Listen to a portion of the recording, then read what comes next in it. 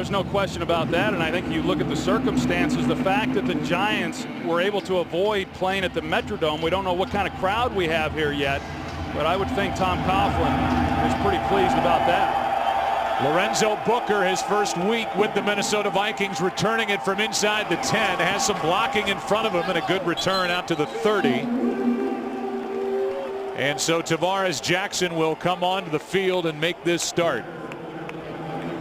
He is making his 20th NFL start, his first since 2008. And there are his numbers last week, taking over for Brett Favre, who was driven to the turf, sprained his throwing shoulder on a hit by Arthur Moats, and so the streak is over at 297.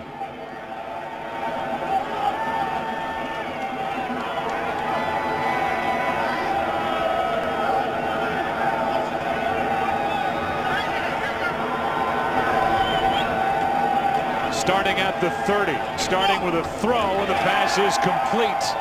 That's Bernard Berrien, good for 8. Now we look at this group as a whole. You look at the Vikings, who check into this game 18th overall in the NFL, averaging 337 yards per game. They're the backs and receivers, and the offensive line, Troy, will be tested by that good Giants pass rush. Well, they will be, and yet they have run the ball very well. This is a big, physical, powerful offensive line that Adrian Peterson will be running behind. Movement as Visanchenko went too soon.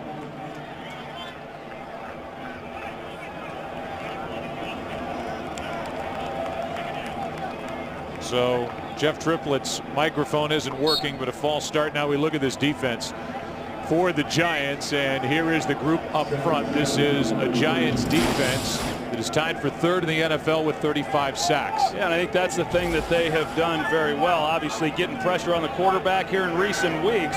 The other thing they've done very well is creating takeaways.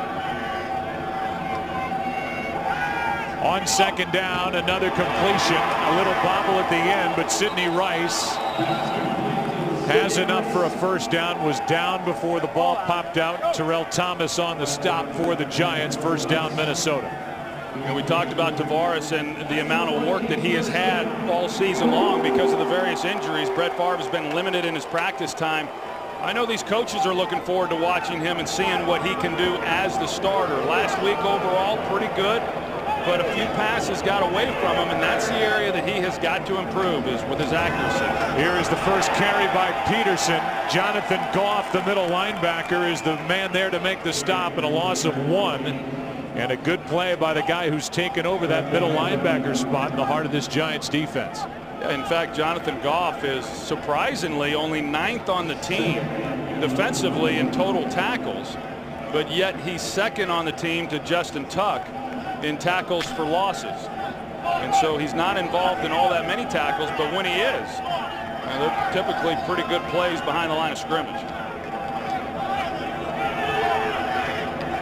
Second down and 11. Peterson gets it, tries the left side, tries to get to the edge, and not much. Thomas there to knock him out of bounds after a gain of just 1. That'll bring up 3rd down and long for the Vikings. And there is Leslie Frazier, who has given this team a little spark. A team that lost 7 of the first 10 under Brad Childress. He was fired on the 22nd of November after a home loss, a lopsided loss to the Green Bay Packers. Third down and 10.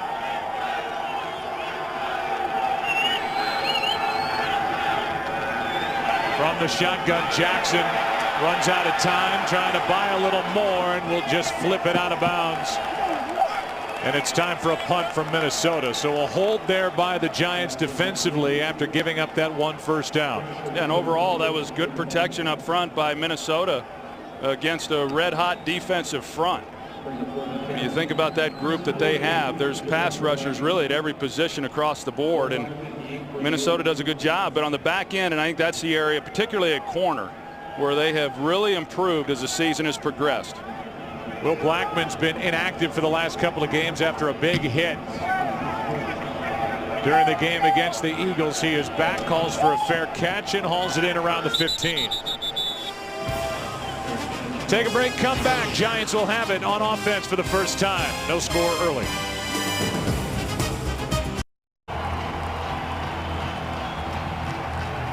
Well, now the Giants have it. Head coach Tom Coughlin is real interested to see how his group comes out of the gate here after this odyssey of a weekend. Haven't had any real physical activity since the team left. Ended up diverted to Kansas City on Saturday, and here they are playing in a big game. Play action from Manning, who rolls to his right, finds Kevin Boss. Gets a big hit, and Boss is out just shy of the 20, a gain of 6. E.J. Henderson, the middle linebacker, there to make the stop. And for Eli Manning, he has 2 of his big targets back. Steve Smith and Hakeem Nicks. And here's the offensive line, Troy, which has been juggled really all year, but they haven't allowed a sack in 5 straight games. No, they've done a nice job during the last 5 weeks protecting Eli Manning. They've also done a good job running the football without the guys that they've had. Dave Veal returning at left tackle, but that offensive line has been shuffling throughout the season. They've done a great job of overcoming it. Penalty flag flies as Brandon Jacobs carries it across the 35. Knocked down at the 37, but a flag was thrown back near the line of scrimmage. Brandon Jacobs with a big day last week at home against the Washington Redskins, and this one's coming back. Illegal formation offense. The wide receiver moved onto the line, covering the tight end who did not move back. 5-yard penalty, still second down. So an illegal formation wipes that big run off the board, 17 yards by Brandon Jacobs, who last week had 8 carries for over 100 yards against the Redskins. Yeah, how about that? That'll help your yard per carry average. And then you've got Ahmad Bradshaw, who has not been the starter the last 2 weeks. He had a season-high 25 carries last week against Washington. And so now on second down, it's Brandon Jacobs again. And instead of having a 1st and 10 at the 37, thanks to that illegal formation penalty, it was 2nd and 9 at the 15. A gain of 4, so 3rd and 5 coming up. And here's the defense for the Vikings, the defensive line, which Troy's really picked it up, in particular Jared Allen over the last 5 games. Jared Allen has been on fire here in recent weeks, and I thought last week in that win over Buffalo, that defensive front, along with Jared Allen, Kevin Williams, and then Brian Robinson, who got the start for Ray Edwards, I thought they were as good as I'd seen from them all year long. Steve Smith is in the slot, second from the bottom of your screen on 3rd and 5. Manning throws and picked off. Intercepted and back the other way, Frank Walker. An extra defensive back, and Eli Manning throws an interception, trying to get it to Hakeem Nicks. 18th interception of the season for Eli Manning. Well, Hakeem Nicks is going to run the skinny post, and the ball's just not thrown up the seam. If the ball's thrown up the seam, Hakeem Nicks has great positioning there on Frank Walker. But you see, because it was a little underthrown, Walker, more in a trail position from the outside, was able to undercut that throw and then make the interception. First of the year for Frank Walker, and for Eli Manning, he's now given the ball away 23 times, and the Giants have given the ball away more than any offense in the NFL. 32 times now. Jackson fires a completion to Sidney Rice. And Sidney Rice is wrapped up by Corey Webster after a gain of 9. You know, you look at Eli's year, and he's overcome a lot. When you talk about the offensive line changes, the guys he's missed at the skill position, that's hard on any quarterback. The thing that has hurt him has obviously been the interceptions. In the 2 losses against Dallas, Philadelphia, 5 interceptions. The last 2 weeks when they've won, only 1 interception. A bad decision last week. This was just a poor throw.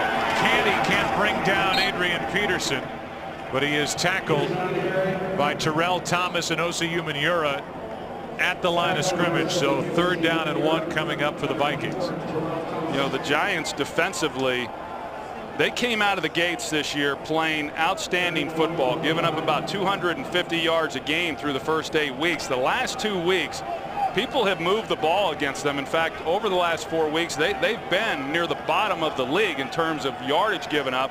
But as we said, get after the quarterback, create takeaways. On 3rd down and 1, Peterson lowers his head. It depends on the spot. Looked like he came up short, and he did. Well, I've got to believe Leslie Frazier he'll get a measurement here to give himself some time to decide what he wants to do, but I'd be surprised if he doesn't go for it here on 4th and inches. The official on the near side gave a little more with regard to forward progress than the official on the far side. By our line, which is unofficial, he still looked short. And by inches, it's 4th down. And if you're Leslie Frazier and you have Adrian Peterson and you're 5 and 7 overall as a team, plow ahead.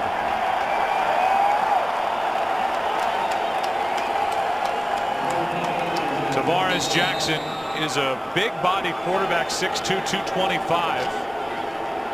This is a Minnesota team 5 of 13 on 4th down this season. And it's Tavares Jackson getting the first down for the Vikings. On second effort, he converts on 4th and inches.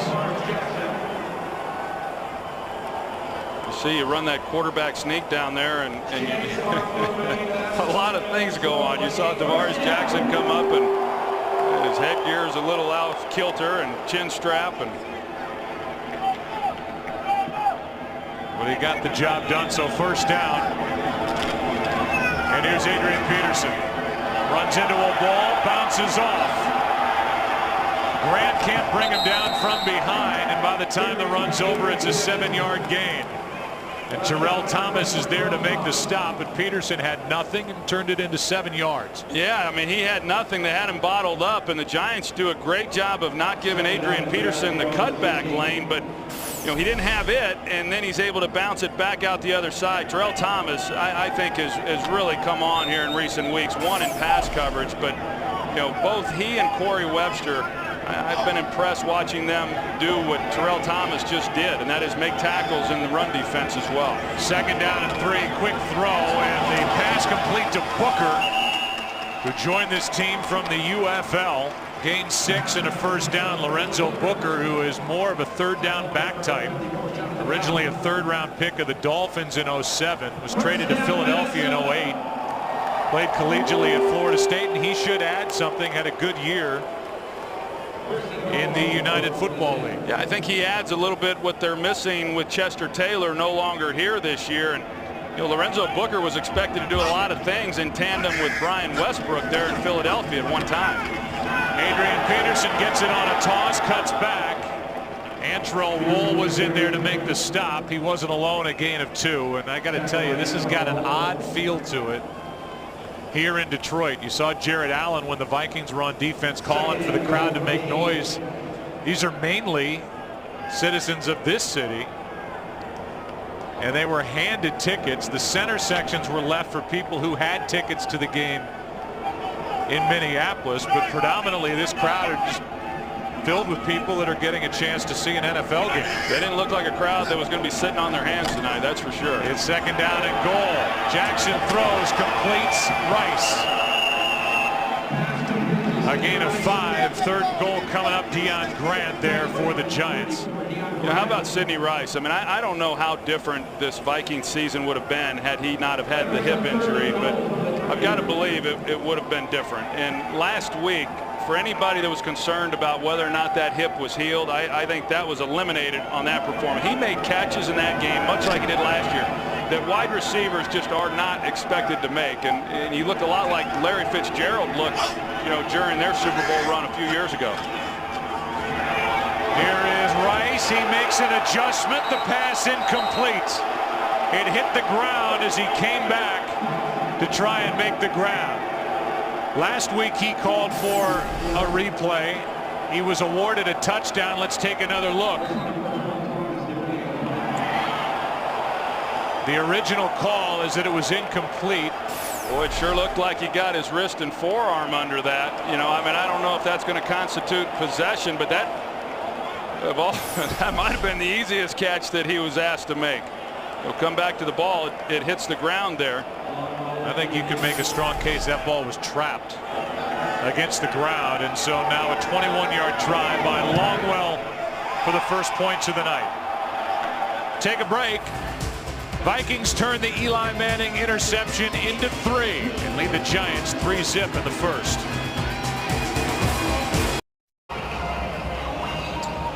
Well, the Eli Manning interception turns into points, so 3 points off the turnover, 21-yarder from Ryan Longwell. It came after the Frank Walker interception, a 10-play drive. And now DJ Ware waits for the kick from Longwell.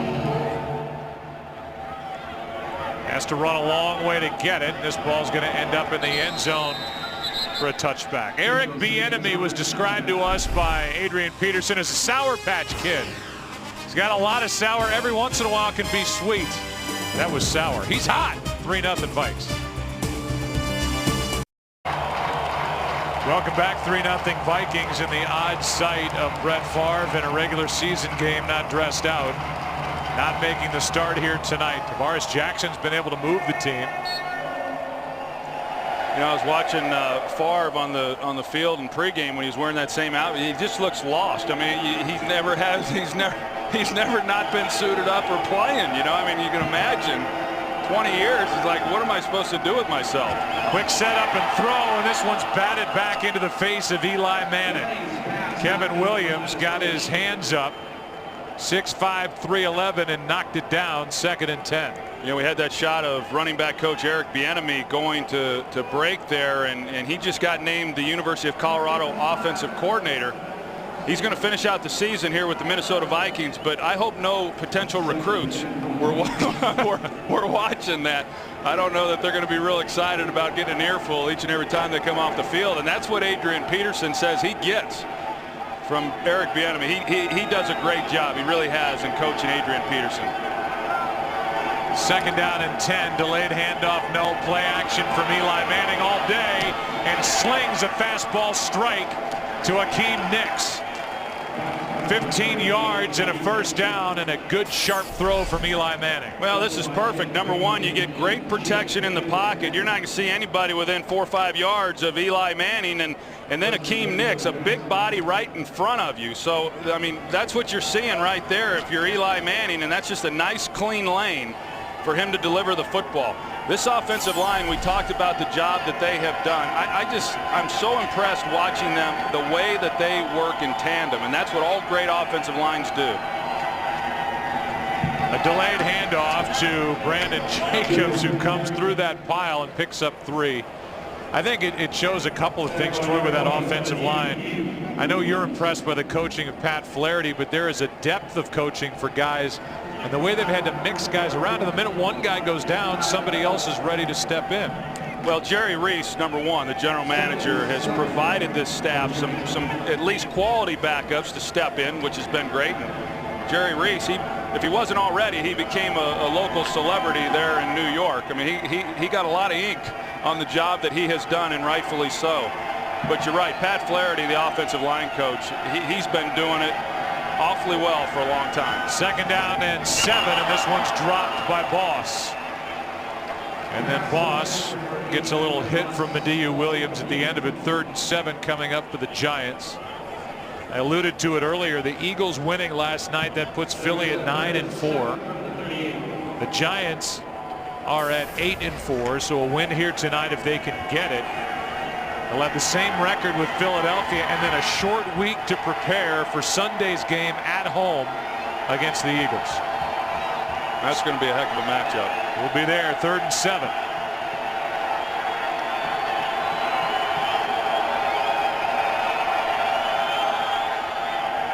Manning with protection, pass incomplete. Had a man, Kevin Boss, off his hands, and it's 4th down. Well, we talked about it. David Deal coming back after missing the last 4 games, and he doesn't get any help with Jared Allen. And, you know, as I said, Jared Allen right now, he's like that batter in baseball. He's just seeing the ball, and he's playing well, and he's awfully confident right now in his ability to get pressure on the quarterback. Does a good job there on Deal. So Matt Dodge will punt it. Greg Camarillo waits for the Vikings. Line drive punt. Chance for a little return from Camarillo. And up the sideline. Good field position for the Vikings. No flag thrown on the sideline. We'll take a break. 14-yard return. Vikings have the football as they lead the Giants by 3.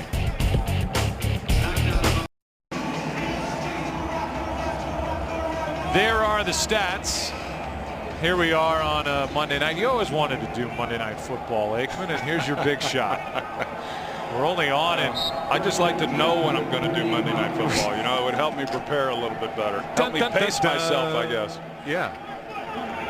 We thought we were going to be in Minneapolis on Sunday. We're in Detroit on Monday night.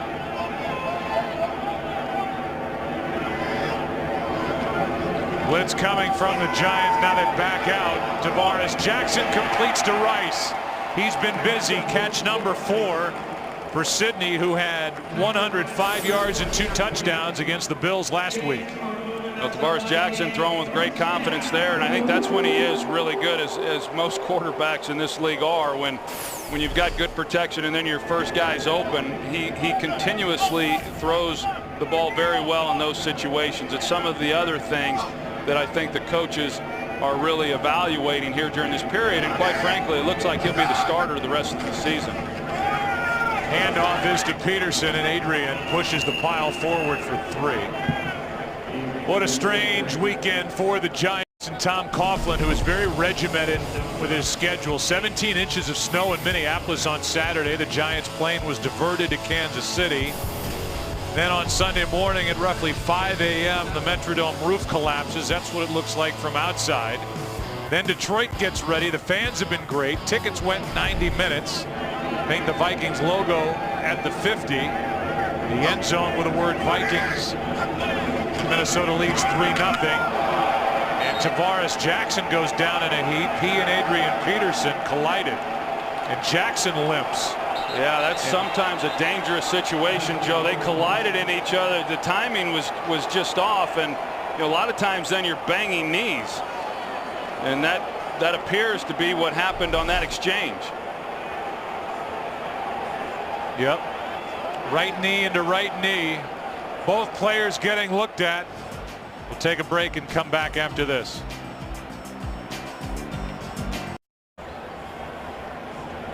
So Tavares Jackson has to come out for at least one play. He's standing. Looks like he may come back in. Peterson went to the bench. Now he's up trying to get his leg loose. And here is Joe Webb. Webb is a rookie, slings it down the sideline, and the pass is dropped, nearly brought home by Sidney Rice.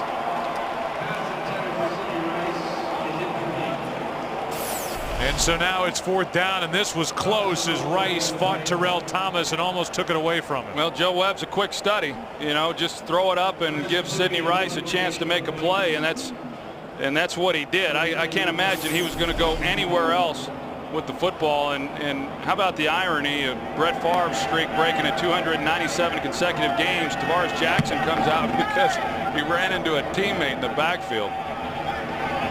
Here's a punt by Kluwe into the end zone. So here is Tavares Jackson, Adrian Peterson banging knees, and the reaction from Brett Favre on the sideline. Giants will have it at their 20, down by 3.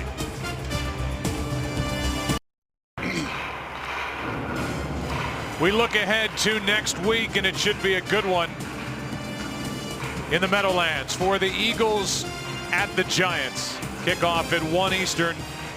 The day starts at 12 Eastern with Fox NFL Sunday. We look at the remaining schedules for the Giants. They have the Eagles at the Packers, at the Redskins, the Eagles at the Giants, at home against the Vikings, and then at home against Dallas. Here's Ahmad Bradshaw, first carry of the night, shows that speed and then shows his toughness as he lowers his shoulder into Abdullah, a gain of 18 yards. Well, it's just a nice job of seeing it right there by Ahmad Bradshaw, knowing that it was clogged up on the front side, and that's what you're looking for. You're looking for that backside lane, and this is where the Giants have been really good. This time it's Akeem Nicks, but all of those guys, whether it's Mario Manningham and even last week with Derek Hagan, I thought they just did a nice job on the outside of helping those running backs block in the running game.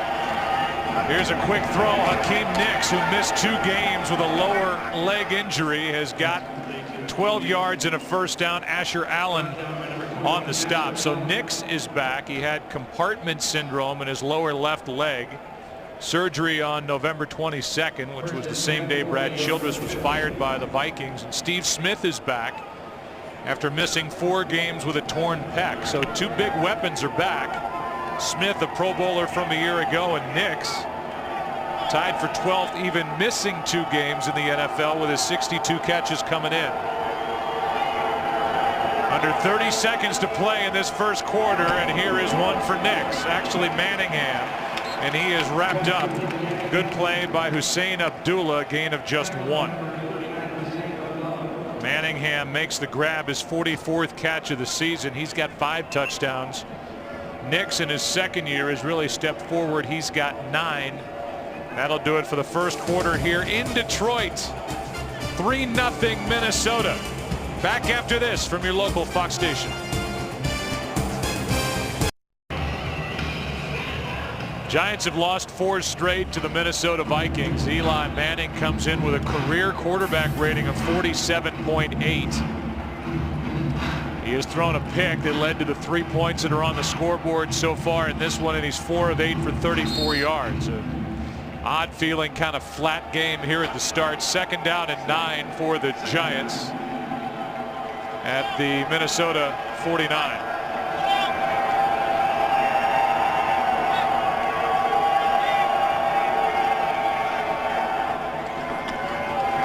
Pressure from the outside, and the pass broken up. Manningham, the intended receiver, and Allen on the coverage. Here are the highlights, so to speak. Not good. The 0-4 record for Eli Manning against Minnesota.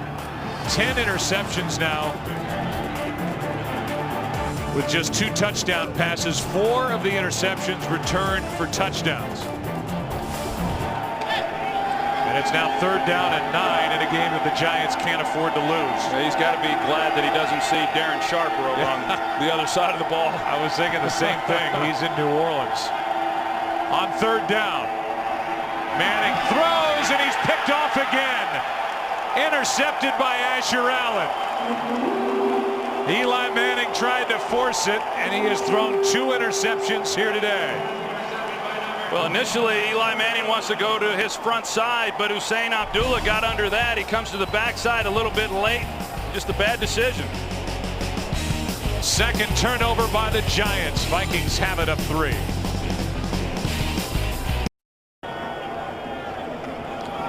So another interception from Eli Manning, and now he has turned it over, combined with 5 fumbles, more than any player in the NFL this season. Tavares Jackson back in the lineup, as is Adrian Peterson, after the 2 banged knees last time the Vikings had it. Here's one down the sideline for Berrien, and he's let out of bounds. We go back to the interception by Eli. Yeah, you're seeing Hussein Abdullah here. He's going to get underneath the slant, and that's what gets Eli Manning off the front side. He comes to the backside. Asher Allen was just anticipating the slant. He gets inside leverage there on Mario Manningham. Manningham is unable to cross Asher Allen's face, which is what Eli is expecting. But you could tell, based on where Asher Allen was, that he was in a great position then to make that play. Tom Coughlin, you know, each and every week, it's really the turnovers has been whatever demise they've had in any given game. Here is a pass for Camarillo, and the catch is made on 2nd and 10, a gain of just 3. I mean, this is a very poor start for the Giants coming in here to Detroit against a team that's 2 games under 500. No Favre, Tavares Jackson, you hand them 2 interceptions. And this is a situation in the NFC because of what's going on in the South. A 10-win team may not make the postseason on the NFC side, and so here are the Giants trying to keep pace with the Eagles, and they have their hands full. 3rd down and 7.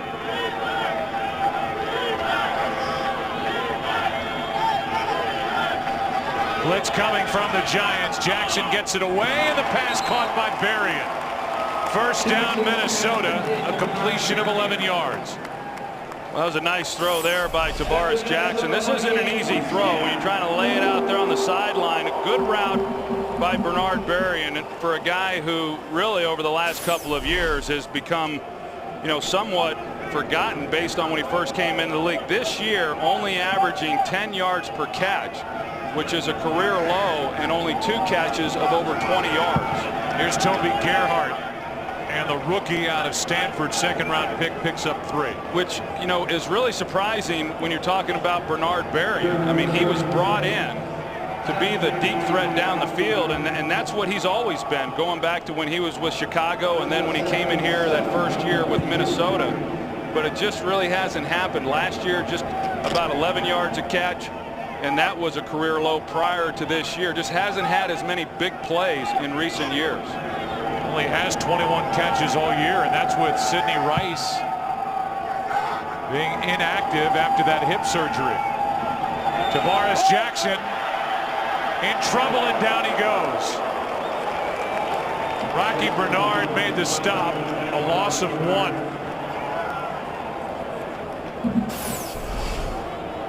Rocky Bernard right in the middle, and that's the real key against Tavares Jackson. Last week he was able to step up in the pocket and gain extra yards, keep plays extended, and that was a real emphasis. I know in talking with Tom Coughlin, okay, if Brett Favre's not playing, then how does that change what you do schematically?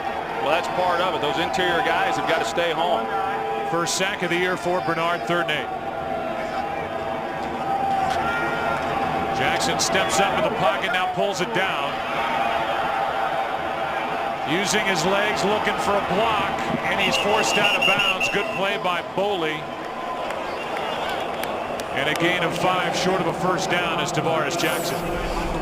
Well, they've tried getting the ball now the last 2 plays to Sidney Rice, and you know, just good coverage on the back end. Again, Bernard Berry, and he's getting jammed up by Corey Webster on the outside, but just nowhere for Tavares Jackson to go with the football. So far here in this first half, this secondary for the Giants has really done a nice job overall against this receiving core of the Vikings. So Kluwe will punt it. The interception does not lead directly to points.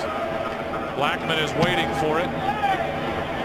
See how good Kluwe is at downing it inside the 20. Blackman at the 12.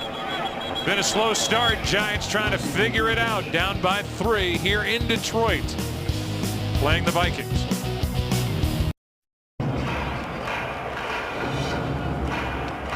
Giants will start at their own 11, down by 3. Eli Manning has a quarterback rating of 10. 4 for 10, 34 yards, 2 interceptions. There are the possessions, the first 3. And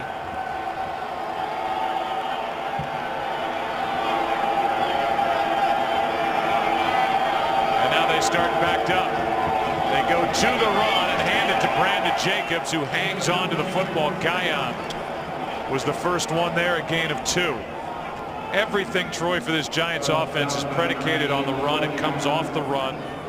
And that offensive line is trying to give holes for Brandon Jacobs and Ahmad Bradshaw to find here against the Vikings. Yeah, I mean, this was going to be a real test. The last couple of weeks in those games against Jacksonville and Washington, I mean, those were nice offensive days running the football, but it's a whole different animal when you're talking about the 4th-ranked defensive front in all of football.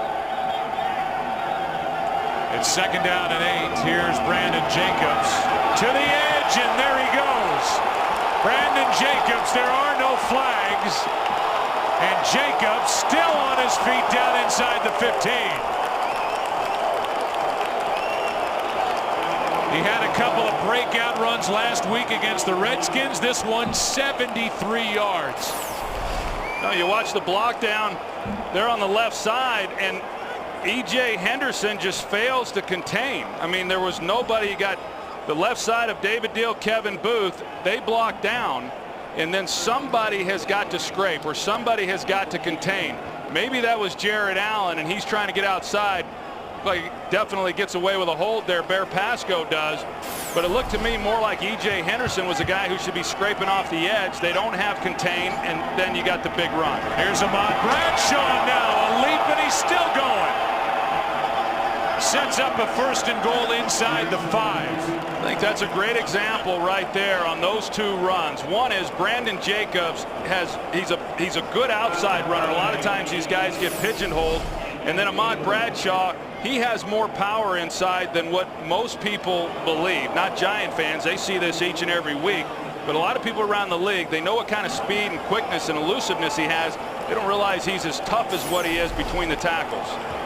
The Vikings have not allowed a rushing touchdown over their last 5 games. Giants stay with it on the ground. It's Bradshaw to the line of scrimmage. That's it. Kevin Williams makes the stop. 2nd and goal. Yeah, I think Tom Coughlin might have had a little conversation with Kevin Gilbride and said, hey, let's see if we can't get this running game going and allow Eli to settle in a little bit better. And, you know, the 2 nice runs there, Brandon Jacobs, Ahmad Bradshaw, you know, right after we're saying, hey, this is a little more difficult task trying to run the football against the Minnesota Vikings run defense. And they've taken it right down here inside the 5-yard line on 3 running plays. Giants are already over 100 rushing yards in the game.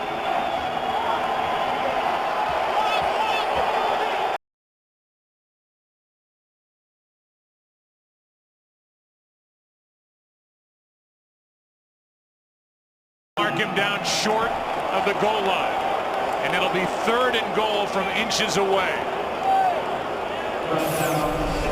We watch Chris Snee, 76, and you know, he takes Chad Greenway 5 yards deep in the end zone. Unfortunately, Rich Seibert, the center, didn't get as good a block. Kept Bradshaw from getting in the end zone. Well, I think the way Eli Manning's been throwing it, last week threw an interception in the end zone against the Redskins. It's no surprise to see the Giants trying to pound it in, and now Tom Coughlin's going to challenge that call. The ruling on the field was that when the arm came down of Ahmad Bradshaw, he was shy of breaking the plane of the end zone. His backside goes down, and I would say it was a good spot. The Giants are challenging the ruling on the crew. field of short of the goal line. But Tom Coughlin's going to challenge it. It's either a touchdown or 3rd and goal from inches away when we come back. Giants down by 3. We haven't seen anything to think that that call will be overturned. Tom Coughlin 6 of 9 on challenges this year. He is career under 50%. And it looks like the left forearm and the backside of Ahmad Bradshaw is down before he breaks that front edge of the goal line. But we'll get the call from Jeff Triplett.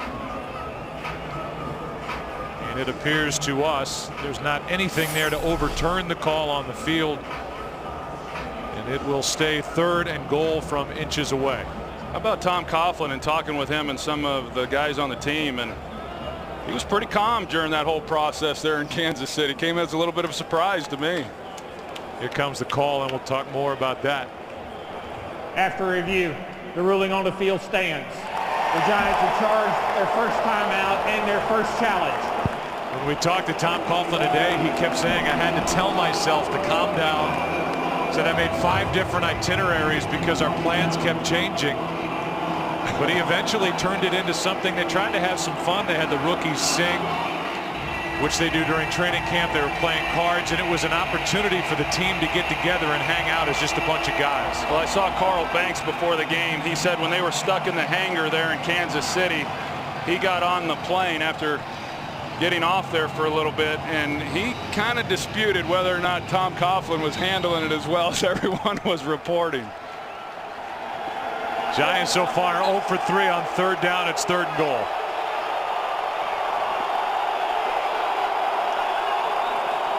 Jacobs, penalty flag as Jacobs walks in, but a flag is thrown. It's a touchdown for Jacobs. We'll get the call. Here it is. Offside defense. Left side of the line, lined up in the neutral zone. That penalty's declined. Touchdown. So Brandon Jacobs, who took him down there with that 73-yard run, pounds in his 8th rushing touchdown of the season, and he basically walked in for 6. Yeah, this was about as easy as it comes right there. He got in there behind Bear Pasco, but basically walked in uncontested. Vikings had held 4 of their last 5 opponents. Here's a high snap. Good job by Rosenfels on the hold. And Tynes knocks it through. Here's the big run.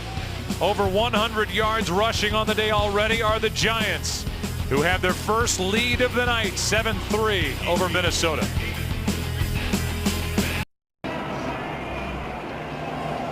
Eli Manning did not throw a pass on that drive. 6-play drive, 89 yards, and a career-long carry for Brandon Jacobs of 73 yards. Set it up, then Brandon Jacobs pounded it in. 7-3 Giants.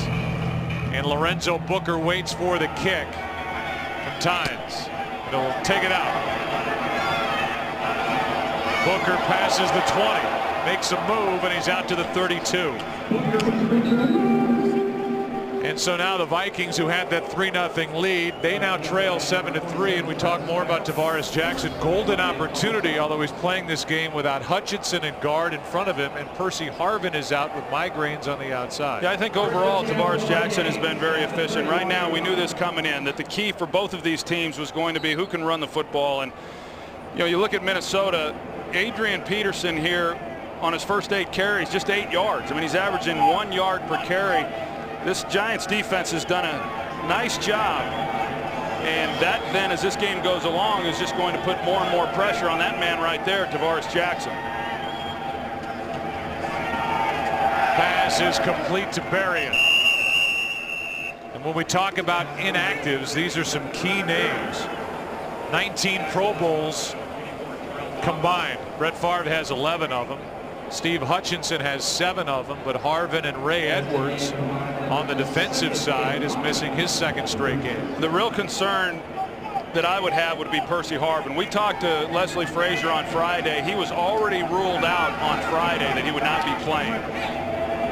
Here's Peterson, good for 3. And he missed last week. He didn't practice. He didn't practice this week. He was ruled out. And just the way that Leslie Frazier told us about it, Joe, in fact, I asked him, I said, it just sounds like it's not something you really want to discuss, and he didn't. And so you're talking about such a dynamic player. From one week to the next, you're not certain whether or not he's going to play. That's the least of anybody's worries. They've got to figure out what's causing this for this young man and make his quality of life better. And movement by the left tackle, McKinney. False start, number 74, the offense. 5-yard penalty, 3rd down. So the Vikings are 1 for 6 on 3rd downs. Now have 5 yards tacked on. It's 3rd and 7. You see there, Brian McKinney, their left tackle, 1st-round pick back in '02. And with Hutchinson out of the lineup, they go with rookie Chris DeGear at left guard, and an already big offensive line gets a lot bigger with him at the guard position. He has 20 pounds on Steve Hutchinson when he's in there playing. It's 3rd down and 7. Jackson, pressure, and brought down Cofield. 2nd sack by that defensive front. And a loss of 10. Yeah, you're going to see him right here. Just a little. They run somewhat of a twist right there, trying to free up really.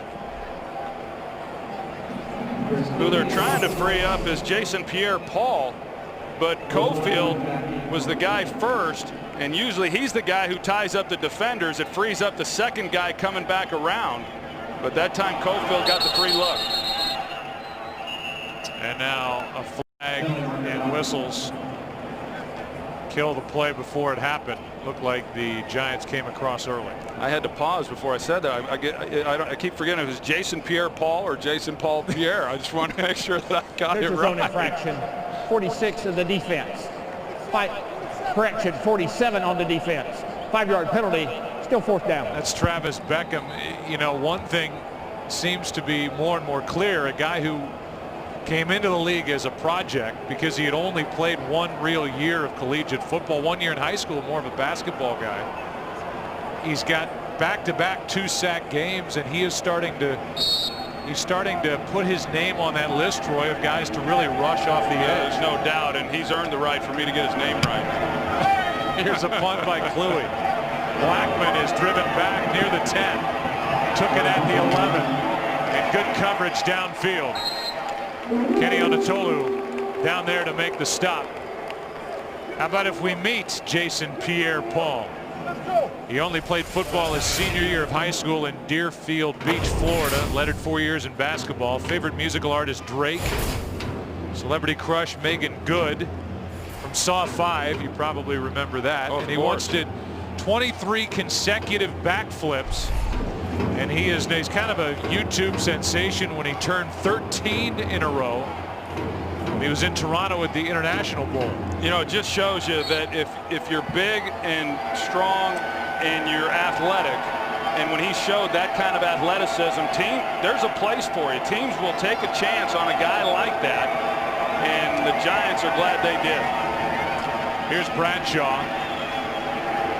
A loss of 1. You want backflips? Here you go. He's got a 35-inch reach. He can run, and he can do this. I mean, this is a guy 6'5", 270, 13 straight. And then he went 15th overall in the first round to the Giants out of South Florida. Yeah, first round pick, and he got tired of Justin Tuck and the rest of that defensive meeting room asking when the Giants were going to get a return on their investment, and well, they're getting a real nice return here in recent games. Crowd here starts to wave, and a full start against the Giants.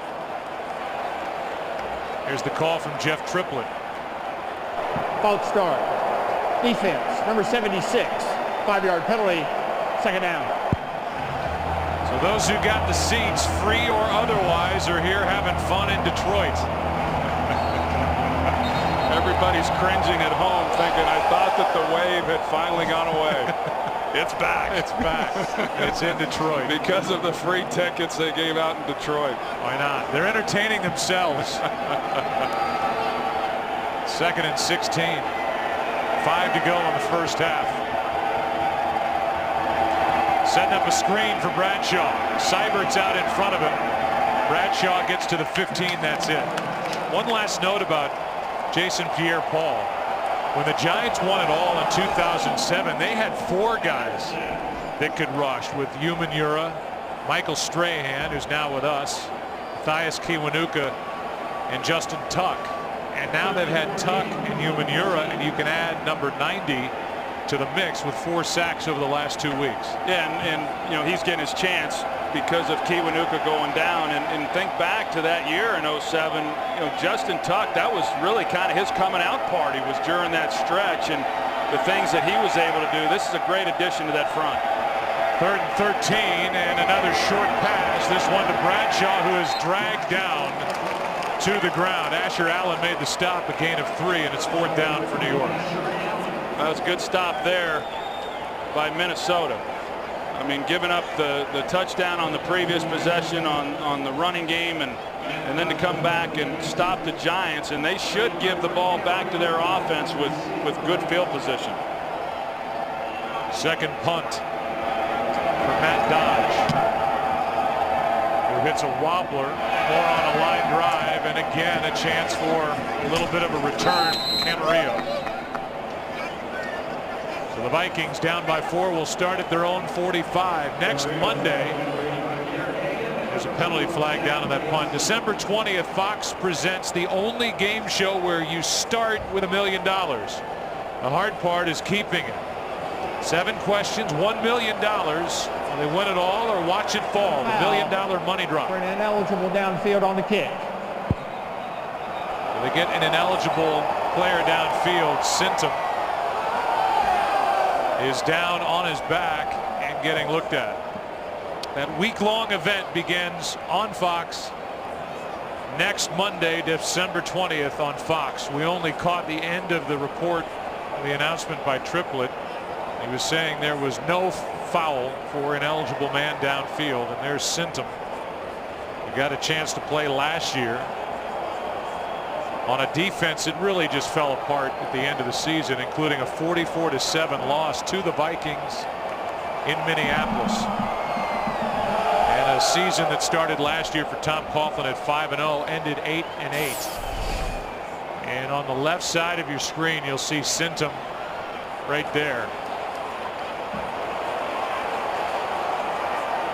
Knocked to the ground and then grabbed his right leg immediately. You know, you talk about the start last year, 5-0, and then finishing 8-8, and you know they got off to a great start.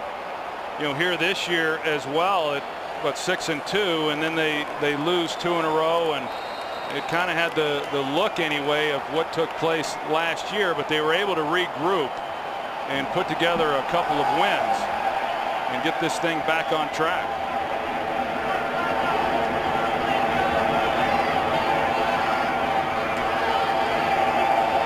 First down, Peterson gets it, and Adrian Peterson is to midfield.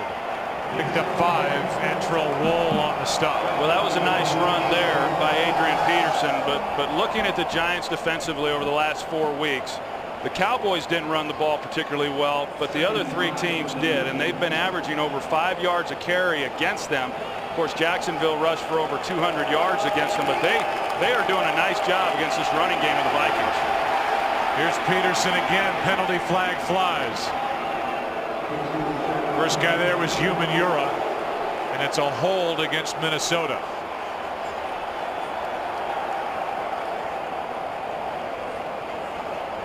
Coughlin indicates on the sideline that the Giants will accept the penalty and move the ball back. There you see right here on fouls on the play. Holding. Number 62 of the offense. That penalty is declined. Holding. Number 40 of the offense. That penalty is accepted. 10 yards. Second down. You know, Perry Fuel, the defensive coordinator, and talking with him, and he said that he knew that he had O.C. Ura buying into the defensive system when he began playing the run, and that was a nice job by O.C. Ura, the job that he did. He got held, but he maintained the point. A lot of times against good pass rushers, offenses come in and they say, well, they can't hold up then in the running game. We're going to run the ball right at them. You see it all the time. You talk to these coaches, but O.C. Ura is a much better run defender than what he probably gets credit for. He's had a great year, 9 sacks. And now, again, I mean, this game is just stopping and starting. There is no flow to this game whatsoever, which you might expect considering this weekend. Minnesota. So Minnesota, prior to the snap, called a timeout that came from the sideline. And now each side has 2 remaining here in this first half, with the Giants leading by 4. You talk about Tavares Jackson. If you look at Manning, who's thrown 2 picks. Tavares Jackson with this opportunity, he's a free agent to be. Brad Childress traded up to get him. He was a 2nd-round pick out of Alabama State. Looking at the draft, we've got Cam Newton, the Heisman Trophy winner, who's a junior out of Auburn. Ryan Mallett from Arkansas. Andrew Luck, it appears, is a top pick type quarterback out of Stanford, coached by Jim Harbaugh. That's what's out there for Minnesota. Andrew Luck will be the first quarterback taken. That guy's going to be an absolute phenom. 2nd down and 15. Pass complete to Kleinsasser. Boley on the stop. I'm not so sure Andrew Luck wasn't the best quarterback in college football after his freshman year. Here are the offensive leaders in this game for the Vikings. Only 16 yards for Adrian Peterson, who started this game 4th all-time in scrimmage yards per game. He had the ankle injury last week, and there was talk about maybe not even, you know, making him active to play. And then he went out and had a great game, and he's better physically, at least from what the coaches say, compared to last week, but he's still not where he typically is. 2 minutes left in the half. 3rd down for the Vikings when we come back.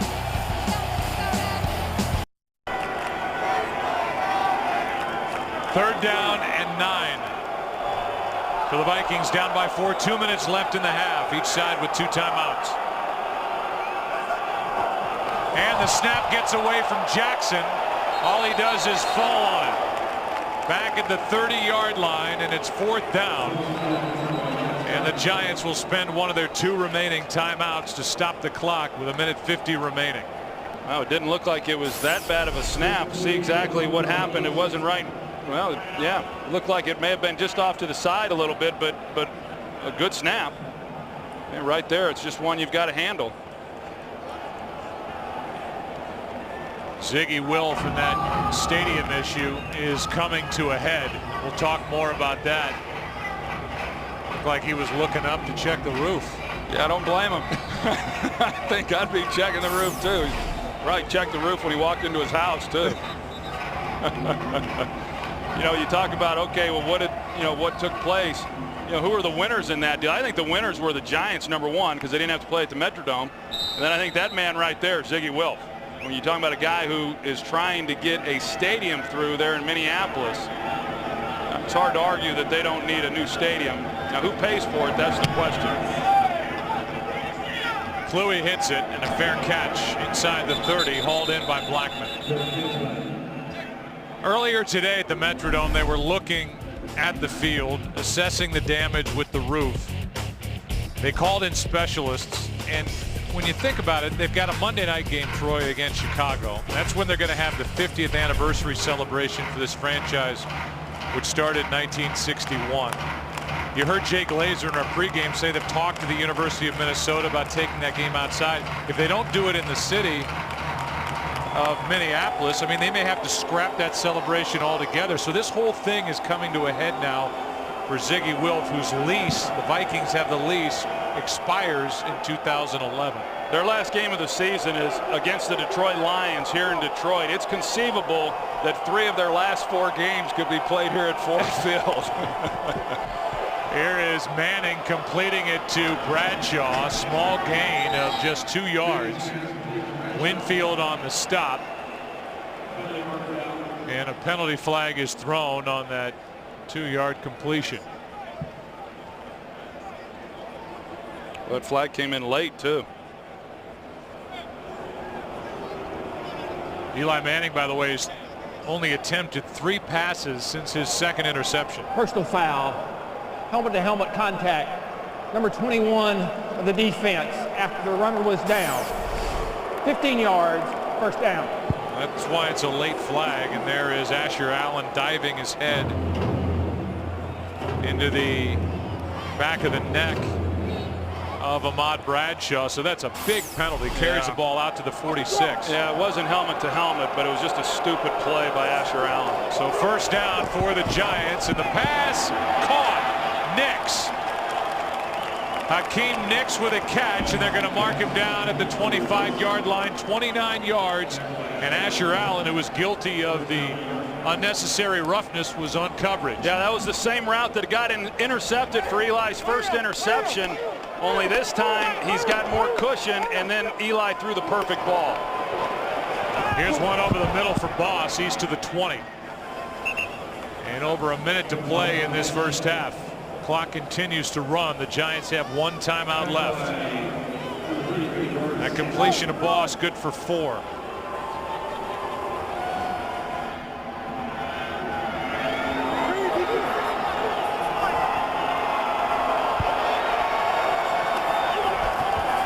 Manning buying some time and now throws it away in the direction of Hagan. Go back and take a look at that route by Hakeem Nix. Asher Allen, he starts him to the outside, and when he makes the move then to the middle, that's what created the separation. And because Eli, this time, he leads him up the seam, there was no chance then for Asher Allen to try to undercut that throw like he did in the first quarter for the interception. Coming up on the Visa halftime report, Kurt, Terry, Howie, Michael, and Jimmy will update you on the Ravens and Texans. Plus, we'll take a look back at Brett Favre's best moments. 3rd and 6. Pass caught, Kevin Boss, and he's got a first down for New York. Good read there by Eli Manning. Kevin Boss just comes right off the ball, and nobody's on him, and he sees it right away, gets the ball right into his hands. Manning clocks it, stops the clock with 21 seconds remaining in the half, and we go down to Pam Oliver. Well, Joe, Eli gets some of his weapons back and loses another one. Mario Manningham has a hip flexor strain. His return is questionable. Clint Sintum has a knee injury. He's being evaluated in the locker room. Back to you. All right, Pam. So Manningham, he's got 5 touchdown receptions on the year, injured, while Steve Smith is back along with Hakeem Nix. Derek Hagan at the top of your screen, out wide to the left. On second down, that's Hagan. And Derek Hagan will bring it right to the marker with 13 seconds remaining. And the Giants use their last timeout. I like this Derek Hagan. I thought that 4 weeks ago that guy was sitting on his couch watching football games on TV. And he got his chance to come back and rejoin the Giants because of the injuries, as we've talked about. And last week, I thought he did a really nice job of a good route runner and caught the ball well. And Eli obviously has confidence in him, and I think he's earned himself a spot. In fact, Eli said as much this week, even when all of their guys are healthy. Last week, 7 catches, 65 yards against the Redskins, former third-round pick of the Dolphins. Second time around with the Giants here in 2010, and he sets up a 1st and goal. You've got 13 seconds left, but you have no timeouts remaining. You're compelled to throw it or take one crack at it running it. Well, I'd throw it. You got to get it into the end zone too. Movement on the line, and the question is, was it on the defense that forced the offensive movement? Neutral zone infraction. 93 of the defense. Half the distance to the goal. Still first down. It's Kevin Williams. Now what's interesting, Joe, is I think they throw it here on the first down here, but if they don't complete it then for the touchdown, they're going to have one more play. I mean, maybe they can get a third play in if they throw the ball a second time and it's incomplete. Throw it here, and then depending on what happens, I'm not so sure they wouldn't run the ball as good as they've been doing it. Nix at the top on 1st and goal. Manning rolls right, throws. Hagan can't haul it in. Covered by Frank Walker, who has an interception in this game. It's 2nd and goal with 8 seconds left. Yeah, that took 5 seconds then on that play, so they can throw the ball again and still be given another down. If they run it here and don't make it, then the half will be over. Ball is outside the 1.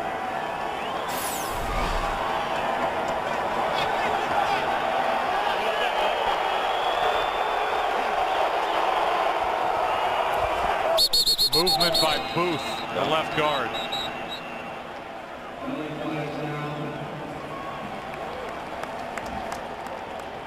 False start. Offense. Number 77. 5-yard penalty. Still second down.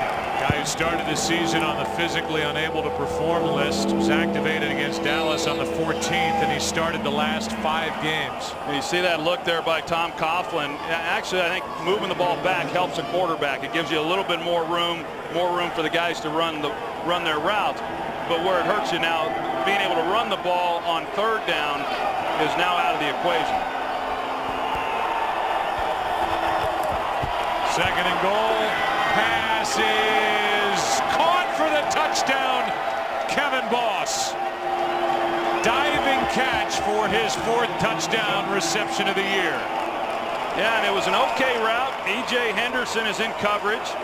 He's going to start like he's going to run a stick route and then try to come in behind E.J. Henderson, and he reacts to it pretty well, but Eli Manning just throws it right off the side there of E.J. Henderson, knowing he's got his back to the ball, can't play it, keeps it where only Kevin Boss can make a play, and that's kind of Kevin Boss. I think teams get caught up in these wide receivers and Akeem Nicks and Steve Smith, Mario Manningham, and the next thing you know, Kevin Boss is making a play in the middle of the field. They're reviewing this in the booth. There's a bobble, but it seems like Minnesota has not charged their timeout as we're reviewing the play. There's a bobble right here, and then he brings it into his gut as he goes to the ground. And as we've heard, Troy, all year, and we were made aware of it yet again week 1 with Calvin Johnson and Detroit at Chicago, you have to maintain possession going to the ground as part of the catch.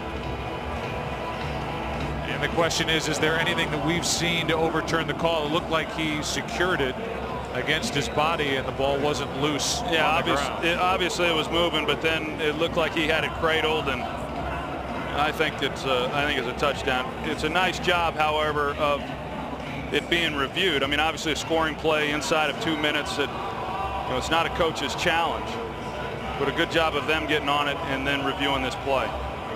Minnesota initially called a timeout They gave it back to him. That's really irrelevant. The bottom line is they're looking at it in the booth, and here is another look. I don't think there's any visual evidence to say the ball came out. Anything to overturn the call, which on the field was touchdown. Nobody had a better look at it than that official right there. You know, Kevin Boss hasn't had a lot of catches this year, but it just seems that when he makes them, they are for big plays in games, whether it's for touchdowns or a key first down. And just is a guy who's had a knack for making the play when one's needed. Does Mike Pereira work on Monday nights? Is he in the studio tonight? Do we know if he's even available to us? I didn't know I worked on Monday nights, but I bet old Mike's there in studio. Oh, he's always with us. Before we can go to Mike, here's the call from Jeff Triplett. You're off the hook, Mike.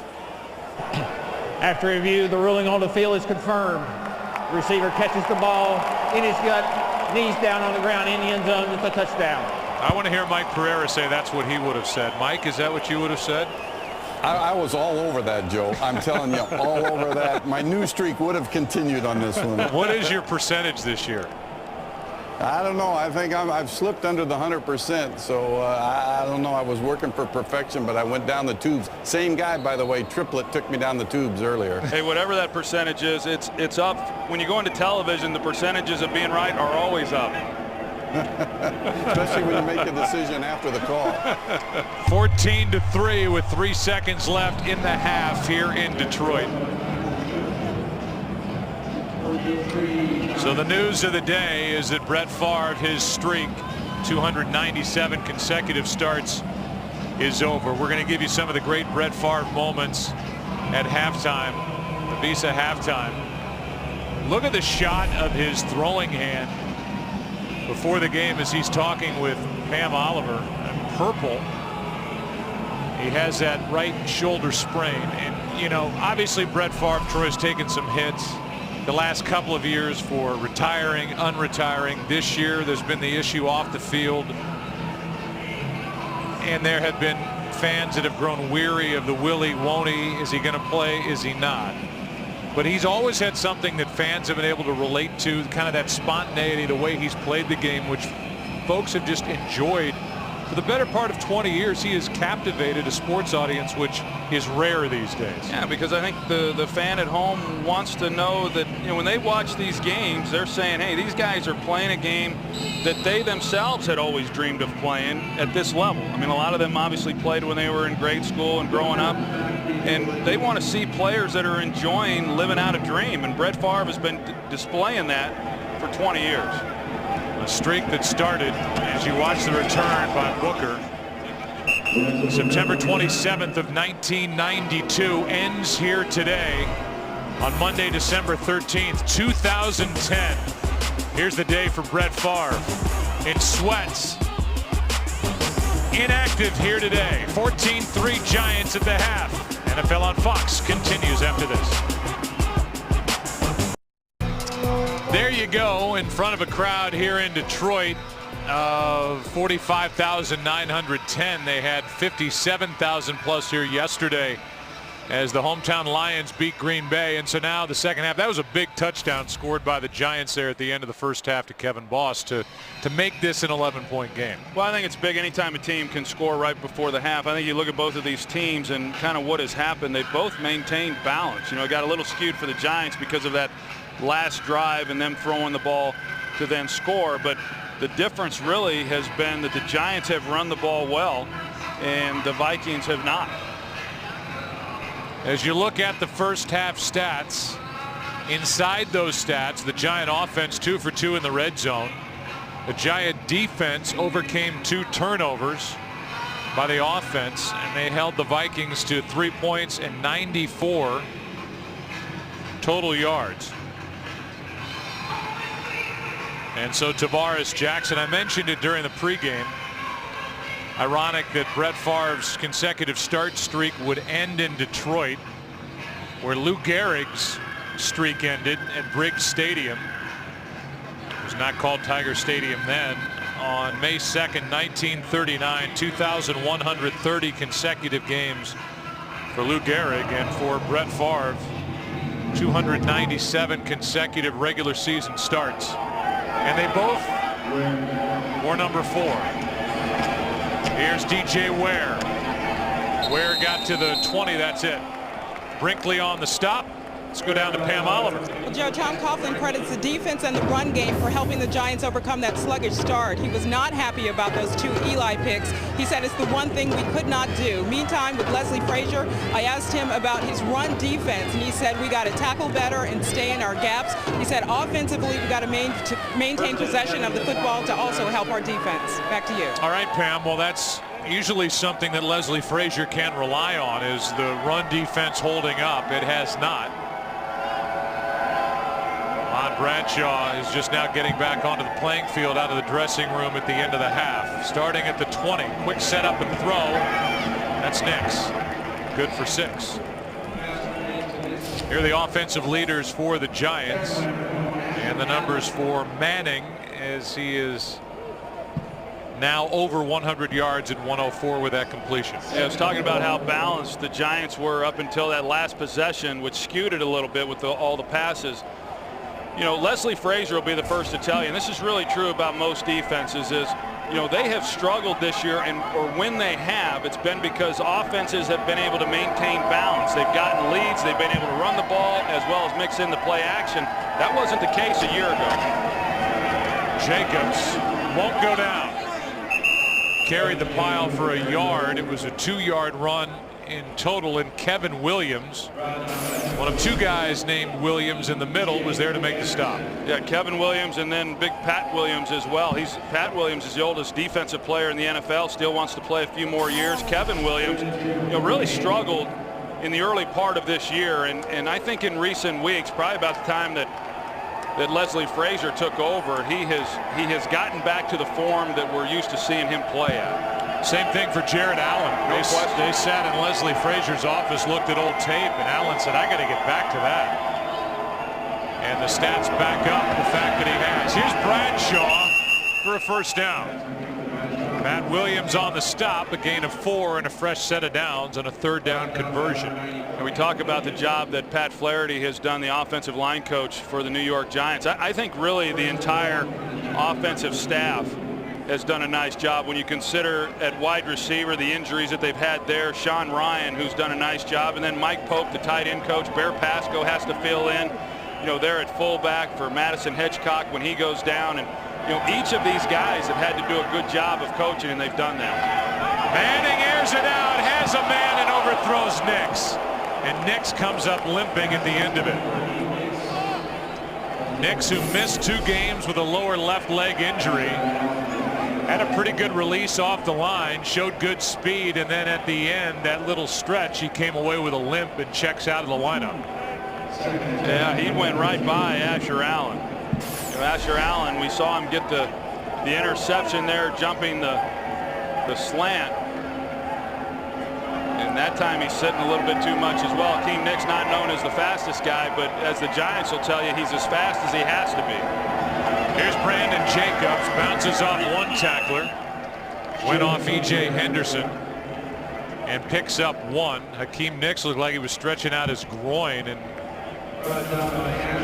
here's a guy that's back after 2 weeks missed. He was their top target.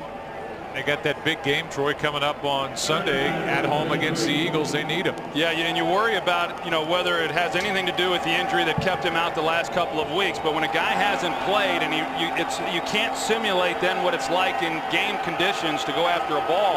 A lot of times when a guy comes back after an extended period out, you know, you'll see him pull something,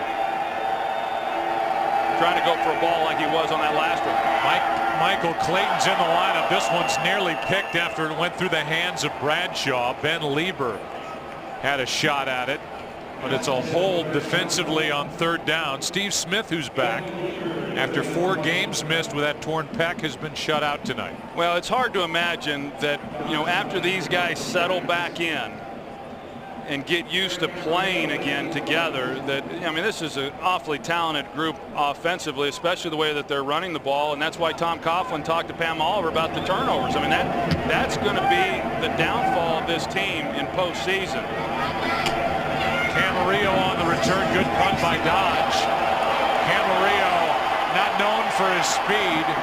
Tollison drives him back toward the middle. Camarillo won't go down. What a return by Greg Camarillo, who steps out of bounds, but he gave it all he had. 56-yard punt. 50-yard return. And we'll keep it right here as Camarillo has given the Vikings a little lift, and Aikman's still chuckling about that return. It's one of the greatest returns I've ever seen.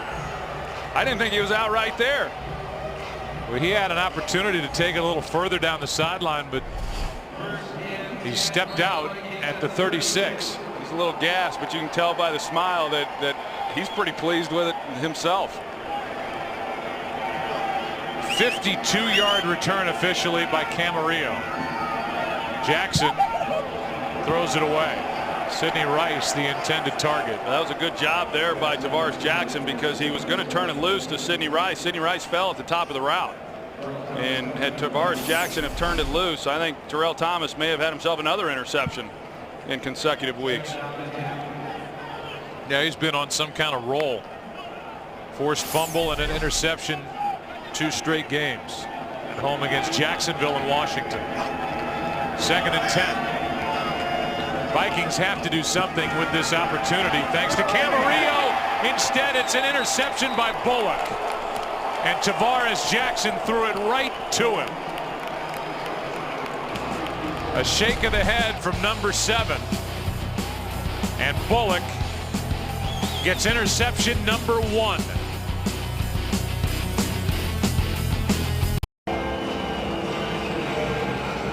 Well, the Giants defense, who took it away 6 times last weekend against the Redskins, they get their first of this game. They have the most takeaways in the NFL this season now at 31. They also have the most giveaways, so that give and take, the good and bad. And after that 52-yard punt return by Camarillo, 2 plays later, an interception by Jackson. Steve Smith has to reach. Can't haul it in. 2nd and 10, and here's the Bullock interception. Yeah, you see 53 there, Keith Bullock, and he's got flat responsibility, and he's going to get underneath that route, and that's the guy that Tavares Jackson has got to be able to see. I mean, that's pretty elementary coverage right there. You know, good reaction by Keith Bullock, but you don't expect to get an interception on that particular coverage.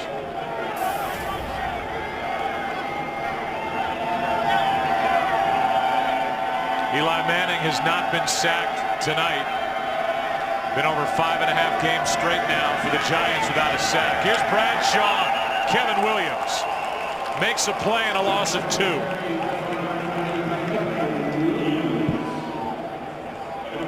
You know, while you watch Ahmad Bradshaw, realize that Brandon Jacobs, who has a 73-yard run in this game, has said he is more fresh now than he has ever felt at the end of any season. It's showing now the last few weeks. And if you consider Troy a punishing type running back with defenses now banged up, that's a big weapon for them down the stretch. Well, it's huge. Not only is he fresh, but he's having probably the most fun that he's had in a long time as well. He's just averaging 8 carries a game for the entire season. I mean, that's really pretty remarkable how little work he's had. Here's Nix back in the lineup. That's good news for the Giants on 3rd down, and he's wrapped up after a gain of 7. It's 3 and out. And Nix jogs back off the field, so another punt coming from Dodge, and the dangerous Greg Camarillo waits deep. Coming off that 52-yard return a moment ago. Yeah, he's got a little more bounce in his step back there right now, too. By far his longest. Vikings have not returned a punt for a touchdown this year. Booming punt. And Camarillo makes a mistake of fielding it inside his 5. There was no way he was going to let that go into the end zone. Yeah, well, he should have. Goff downfield to make the tackle. Vikings have it down 11. Leslie Frazier trying to settle down the offense after that last interception by Tavares Jackson. Leslie Frazier, defensive back at Alcorn State, played for the Bears, blew out his knee in that 85 championship team. Started a college program at Trinity in Illinois, was there for 9 years, and now finally getting a shot at the NFL level as Adrian Peterson runs into Goff. A gain of just 1. If you talk about this offense, and Troy, we came on talking about the opportunity for Tavares Jackson. This is the first time all game the Vikings have started inside their own 30. And with Jackson leading the offense, they've had 7 possessions, only 5 first downs, none in their last 3 drives, and 94 yards of offense. That's it. Not good. I mean, we said it coming into this game. This is an auditioning period for Tavares Jackson to see how much he's improved from when he was a starter a few years ago. Berrien is wrapped up immediately by Deion Grant, and a loss of 2. And you look at what Tavares Jackson has been able to do here in this game. You know, he's completing a high percentage of passes, hasn't really been able to get the ball down the field. It's not completely surprising. Eli Manning really hasn't been able to do it either, and both of these defenses are very good at not giving up the big play, particularly in the passing game. But there have been some opportunities that Tavares has had that he's just failed to make, or just a poor decision, as we saw in that interception. Pressure from Umanura off the edge. Jackson steps up and is nearly picked off by Aaron Ross. Trying to force it into Camarillo.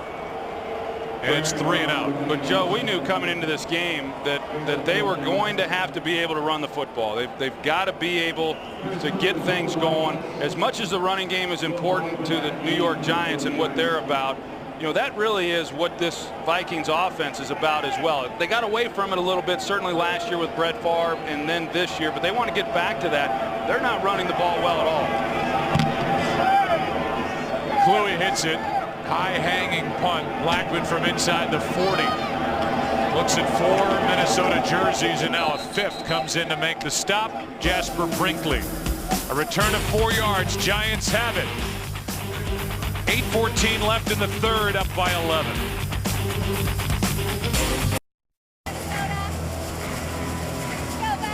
Vikings cheerleaders made it here to Detroit. They were here to witness history as Brett Favre had his streak come to a close here today, and it's been interesting, Troy, to watch him over on the sideline. Well, you can tell that shoulder, and he talked about the numbness he was feeling in his arm and his hand, is continuing to bother him throughout this game. He keeps clutching it. On first down, Eli Manning throws a rocket and a completion to Akeem Nicks. Good for 15 and a first down. Here are the totals during the streak, which again started September 27, 1992. Since then, 6,651 days, 238 starting quarterbacks, 117 head coaches across the NFL. You know, he's continued to look pretty uncomfortable as to, you know, what he should be doing with himself over there on the sidelines. And that's to be expected for a guy who's never really had to do it. I mean, he's come out of games in the middle of them because of injury, but to not start the game, obviously. Here's Brandon Jacobs, and he loses 3, knocked down at the 45. And I think that's one of the things, Joe, that's going to impact him when he does ultimately retire, because he's never had to experience what it's like to sit for extended games and watch your team go on and play. I mean, he's always been a part of it. And so, you know, when he finally does say, okay, I'm hanging it up, which is likely this year, you know, I don't know how he's going to handle that, because for 20 years, whenever his team has played, he's been out there doing it. And so this will be a really unique experience for him, and I think he's going to have a harder time dealing with it, even though he played longer than anyone. Here's a direct snap to Bradshaw with Eli Manning wandering around, kind of a trick play, doesn't do anything, at least much. A gain of 5, and it brings up 3rd down and long for the Giants. Well, you had to go through that. I mean, you had to sit on the sideline when you were injured, watch your team play, and then, you know, your whole career led to this great opportunity in the broadcast booth, which I know is the highlight of your adult life. You know what you learn in those situations, Joe, is that the game goes on, and until you experience that, you always tend to think that, hey, they're going to really miss me when I'm gone, and then you realize there's been a lot of great players that have played this game, and the game keeps moving.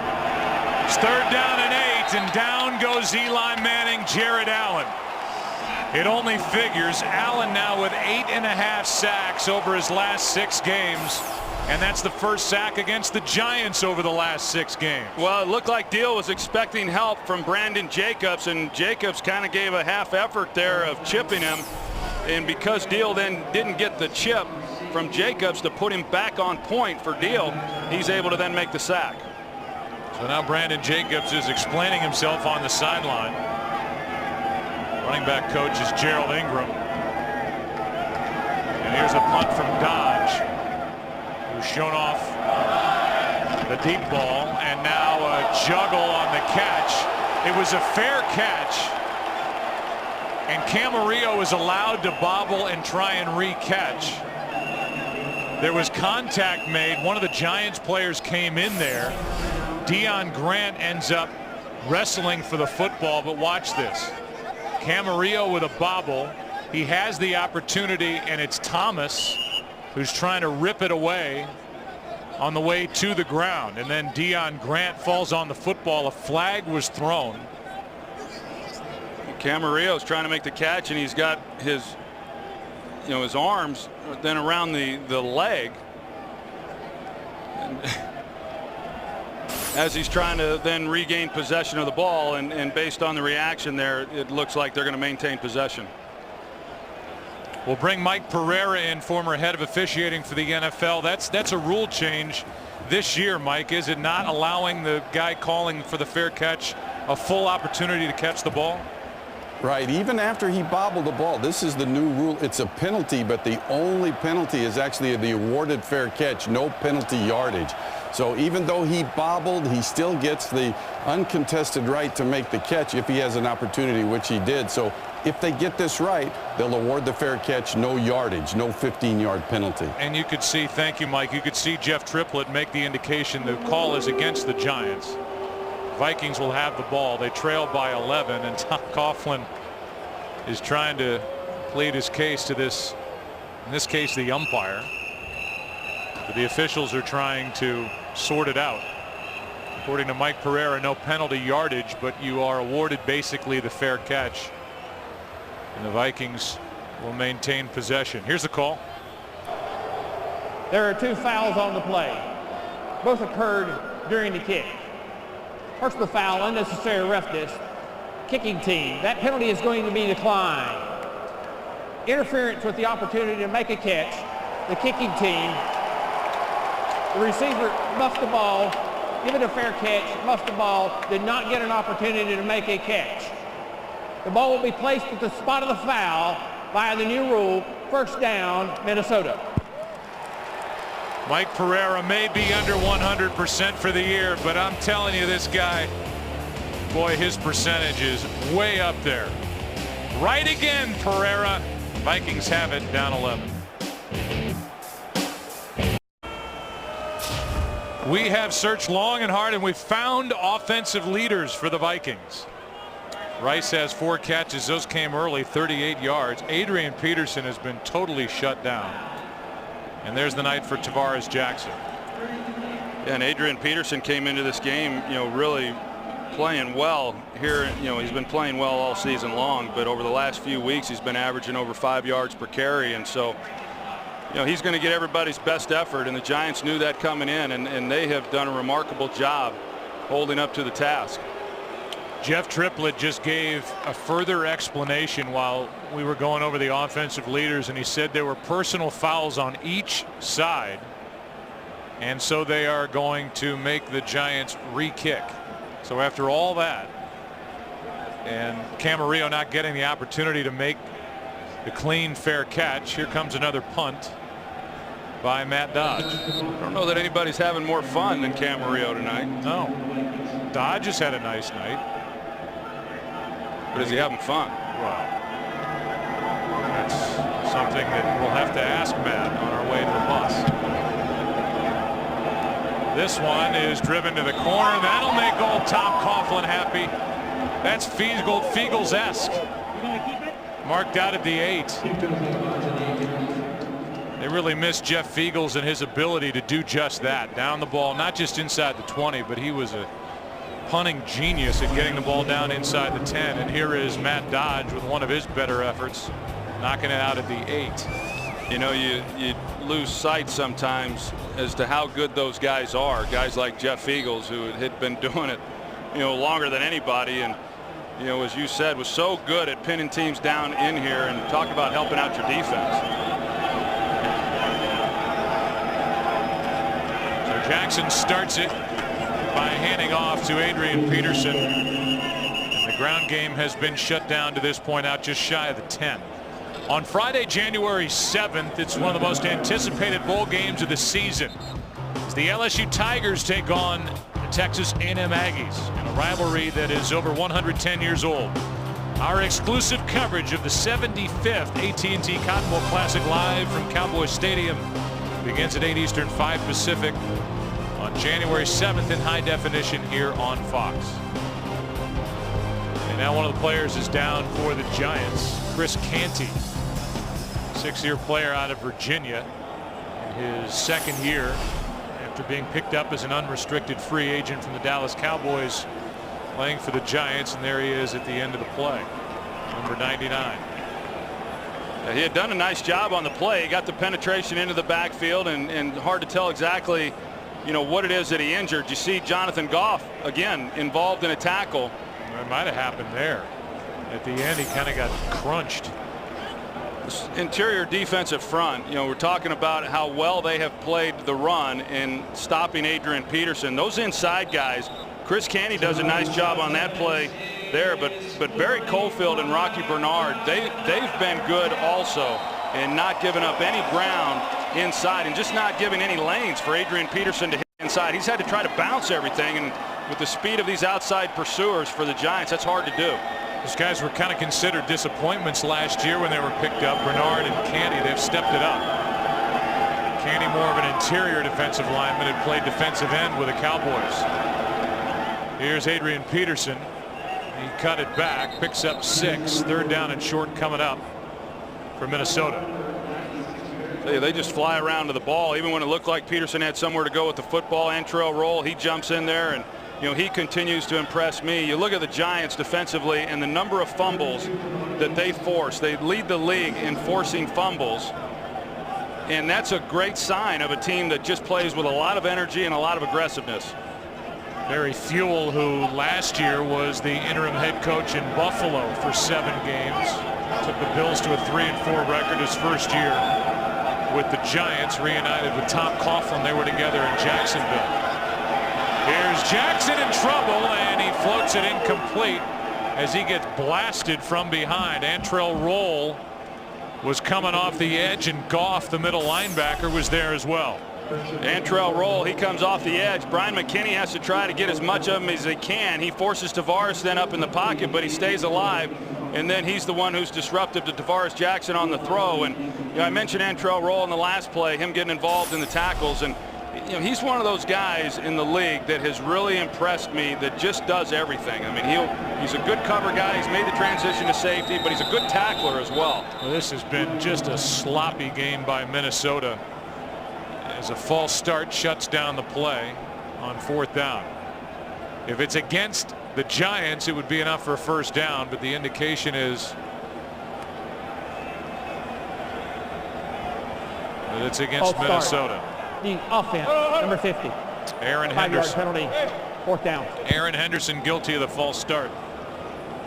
And Tavares Jackson, who banged his right knee into the right knee of Adrian Peterson early in this game, comes limping off. I think he's thinking to himself, how in the world did Brett Favre start that many games? Well, it does bring up the point. I mean, just something like that, something in the category of a freak accident, anything, just reminds you how incredible that streak is by Brett Favre. Tonight, Eli Manning playing in his 100th consecutive start. He and his Giants lead by 11 with 3:46 left in the third.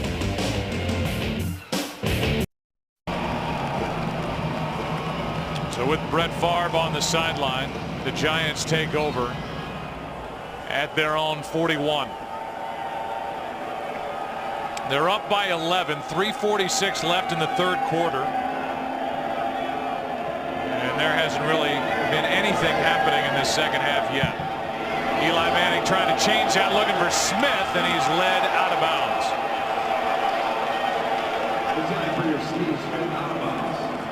Why not more on Brett Favre with the way this game is unfolding and most consecutive starts in the other major sports? Ripken breaking Lou Gehrig's streak ended up with 2,632.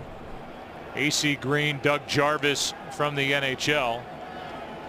And for quarterbacks, there is Brett Favre at 297. Peyton Manning made 205 against Tennessee most recently. And there's at the bottom of that list, but one of only 6 guys at quarterback to start 100 consecutive games is number 10 for the Giants, Eli Manning. Here's Bear Pasco. Pasco is wrestled forward with a Giants first down by Asher Allen. Well, I'm biased, having played the position, and I think it's the greatest record in sports. I mean, I just don't think that record ever gets broken for the reasons that you said, Joe.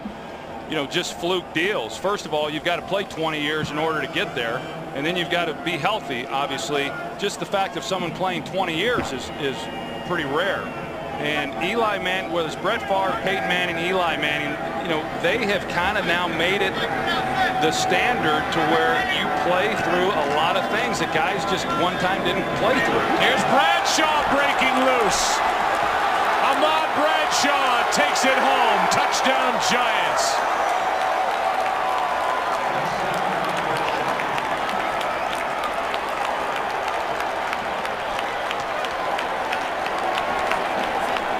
Longest run of the season for Ahmad Bradshaw, and it's his 8th rushing touchdown of 2010.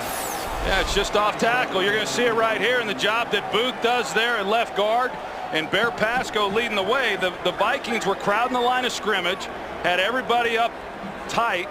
There's no safety there to help with an angle there to get Ahmad Bradshaw, and then once you get past that initial surge of a defense, well, then it's off to the races. There's no one left there. And now flags and whistles, which has become par for the course in this one. Before the extra point, Bradshaw 48 yards. And for the Giants, 164 rushing yards. The offense, 5-yard penalty, retry. 81 total for Ahmad Bradshaw, 83 for Brandon Jacobs. And this is a big running night for the Giants against one of the best, really the best over the last 4 years, the Minnesota Vikings. Well, they're averaging over 10 yards a carry to just 4 yards a pass. I think I'd run the ball more. Yeah. This to make it 21-3 from Tynes, who has not missed all year. And it is 21-3. And so the two guys who share the running back responsibilities for the Giants dancing together. Jacobs has regained his starting role, and Bradshaw that compliment off the bench. So I think anytime announcers, Troy, go into a game and they talk about Brett Favre and it goes on and on and on, people go, okay, enough.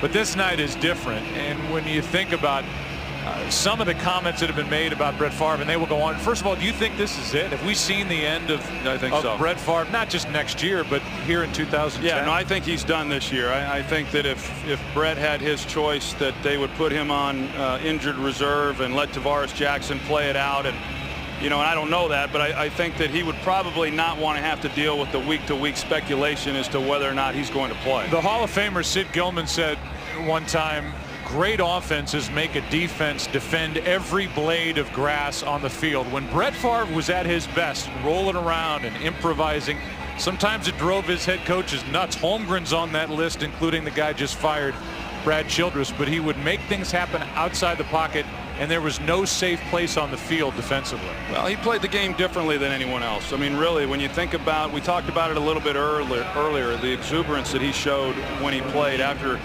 you know, a scoring play or something of that nature, and you know, he played it like he was that 12-year-old boy out at the playground doing something that he loved. I think that's the thing that so many people, you know, really fell in love with. It's why they enjoyed watching him, and then the fact that you could count on him each and every week.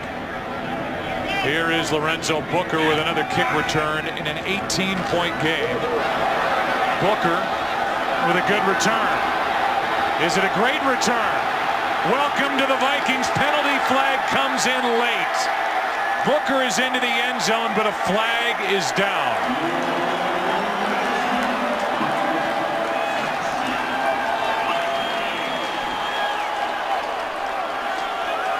Here's the call from Triplett. During the return, illegal block in the back. Number 54 of the return team. 10-yard penalty, first down. That's Jasper Brinkley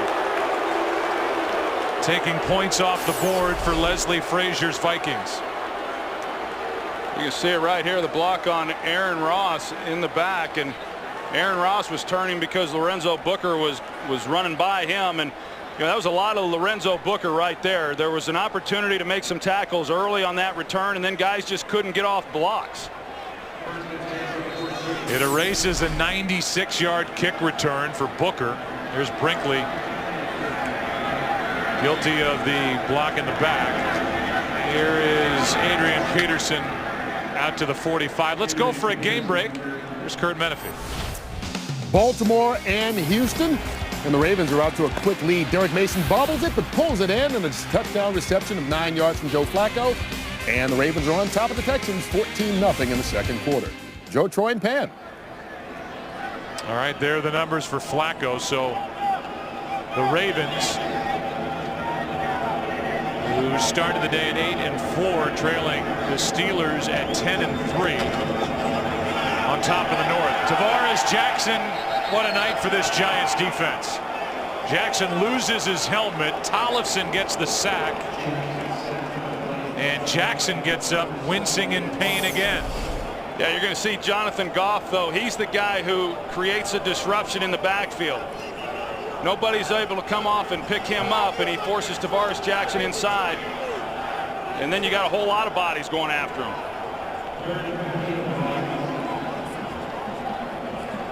So Goff forced it. Tollefson is there.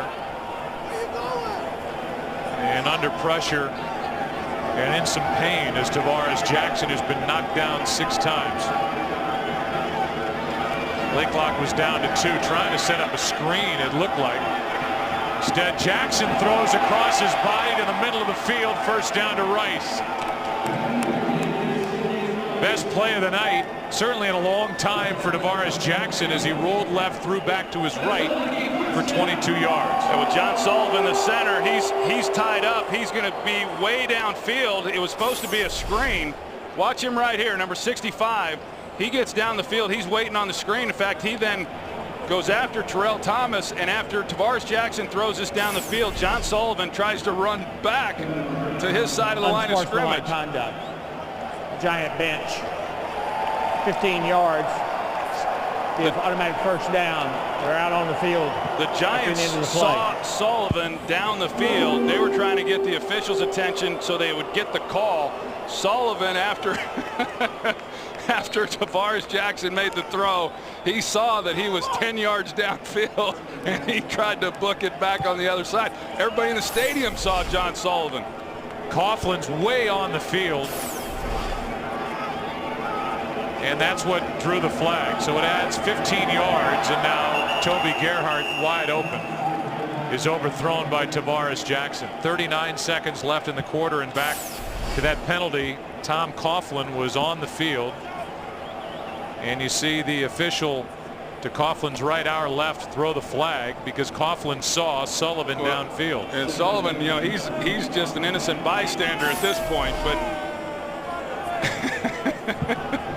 at the time that it was thrown, John Sullivan trying to get back was one of the funniest things I've seen. It's hard to hide when you're 6'4", 301.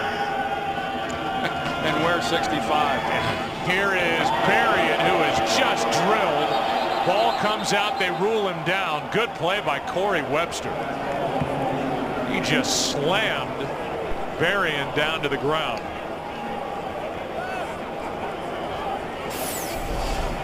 Tell you, this defense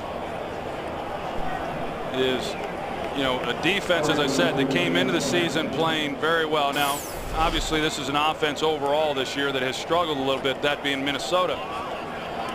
But because of the pass rush that they've been able to get and the takeaways that they're starting to get, and then the way that they're running the ball, I mean, this team is starting to look a lot like that group that made the run to the Super Bowl. That's Booker. False start, number 27 in the offense. 5-yard penalty, still third down. I mean, this has the feel of a preseason game.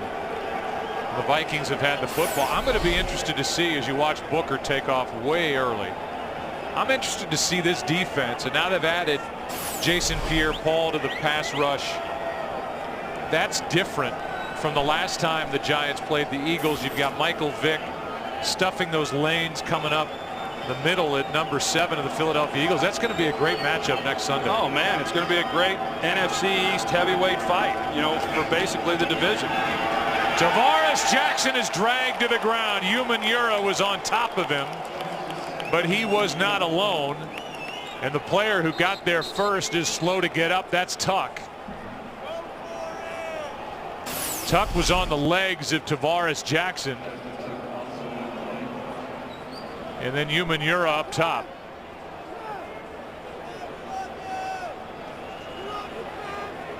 And Tavares Jackson again limping off the field. We may, before the end of this one, see Joe Webb, the rookie out of UAB. Well, he's shaking his head. I mean, the way he's walking, I think we're going to see him on the next offensive play that the Vikings have, and he's going to get warmed up. But you know, defensively right there, that what a surge there by that defensive front. Justin Tuck obviously in a great deal of pain. It looked like the feet. Watch the feet of Tavares Jackson. He gets a knee in the back, and then he lands on the left heel of Tavares Jackson, talking about Justin Tuck. And he gets up and makes his way off the field. That's the 4th Giant sack in this game. And Tuck looks to be okay. Well, Justin Tuck, he's an absolute beast. And we saw him standing up there on the rush, and you know, he basically cleared out 2 guys, which then allowed Osi Umenyiora to then make the play. And you know, just a unbelievable talent, that guy right there. But now Joe Webb, it looks like he's going to get his opportunity to play. He came in, he was going to be a wide receiver, and threw the ball so well in rookie minicamp they decided to move him back to quarterback. Get a chance to see what he can do. Kluwe with good coverage downfield, and this ball is downed outside the 2 by Everson Griffin. And with 7 seconds left in the 3rd quarter, we'll look ahead to Sunday. And why not? We're excited about the Eagles at the Giants. And it's an early game on Sunday, the new Meadowlands Stadium. And there's a look at the NFC East to win here tonight. The Giants are 9-4. Tied with Philadelphia. Philadelphia has already beaten the Giants this year, but it's an opportunity next week for those two to go head to head.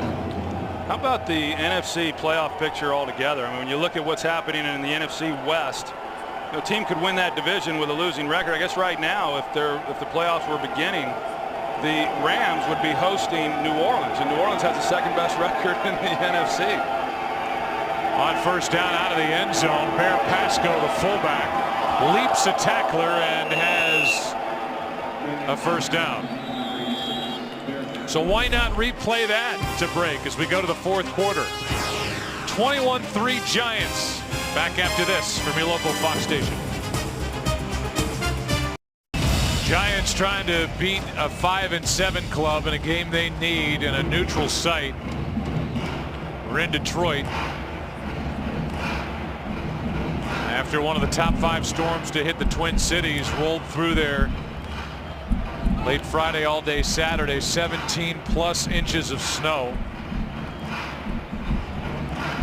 Roof of the dome collapsing, and here we are in Detroit after the Lions yesterday, by the way, snapped a 5-game losing streak. They lost 10 straight to Green Bay, 19 straight within the NFC North. They beat the Packers 7-3, which is a moral victory for the home team, Detroit, but is a big loss for the Green Bay Packers as they continue to trail the Bears in the NFC North. That was a huge loss for the Packers, and You know, Aaron Rodgers going down, and then Matt Flynn, and not being able to punch it across the goal line, and you know, pretty disheartening, whether it's the Packers or even the New York Jets. You're talking about giving up one touchdown and then you come away with a loss. That's hard for any defensive player to swallow. Word on the injury to Justin Tuck was a rib injury, and they expect him to return.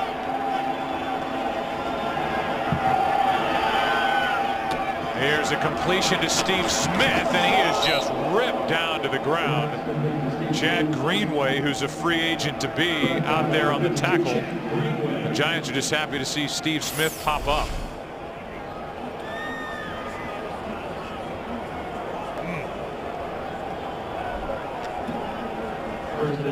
It's a club to the head and then dragged down backward.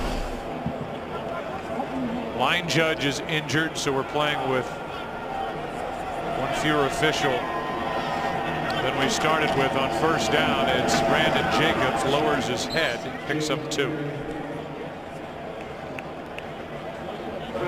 Mike Pereira, we're playing with one man down as the line judge was knocked out of this game, so I guess a rotation has to happen for your group, or your old group, as we work this game in Detroit. Yeah, really what happens now is that you only have 2 deep officials instead of 3. Gives some real advantages, I think, to the defense, because they could take the tight end and probably grab him, ride him a little bit further downfield, because he's likely going to be the guy that's not watched as much. So bit of an advantage, I think, for the defense when you go to 6 men. Toss to Bradshaw, and he is brought to the ground by Henderson. A loss of 3. We talk about this defense for Minnesota and the front 4 oftentimes, and the linebacking core for the Vikings, I think, is one of the more underrated groups around the league. E.J. Henderson, coming off of his big injury last year, was, you know, he's had a good year, but this guy right here, Chad Greenway, he's been outstanding. I mean, you cannot watch the Vikings play defense and not come away impressed with the way that he plays. We saw the play that he made on Steve Smith a moment ago, but he just flies around all week. Manning right through the hands of Kevin Boss, and it's 4th down. And on the other side, Ben Lieber's at the end of a 5-year deal. Spent his first 4 years in San Diego. He's a good player, very reliable. And it'll be 4th down for the Giants with Camarillo waiting with 13 minutes left in the 4th quarter. Well, whether it's in Minnesota or somewhere else, I can promise you Chad Greenway is going to have a nice payday this offseason.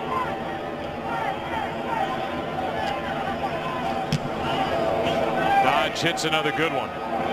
Camarillo from the 19. Gets one block out to his left and takes it up just shy of the 30. An 11-yard return. Vikings have it. Will it be Jackson or Webb? It'll be the rookie, Joe Webb, when we come back.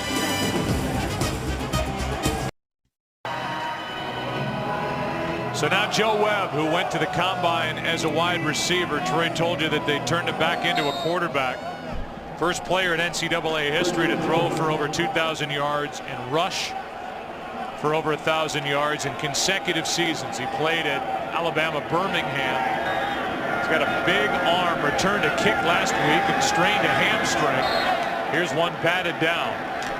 2nd and 10. We showed you Jeff Bergman leaving. He's the line judge.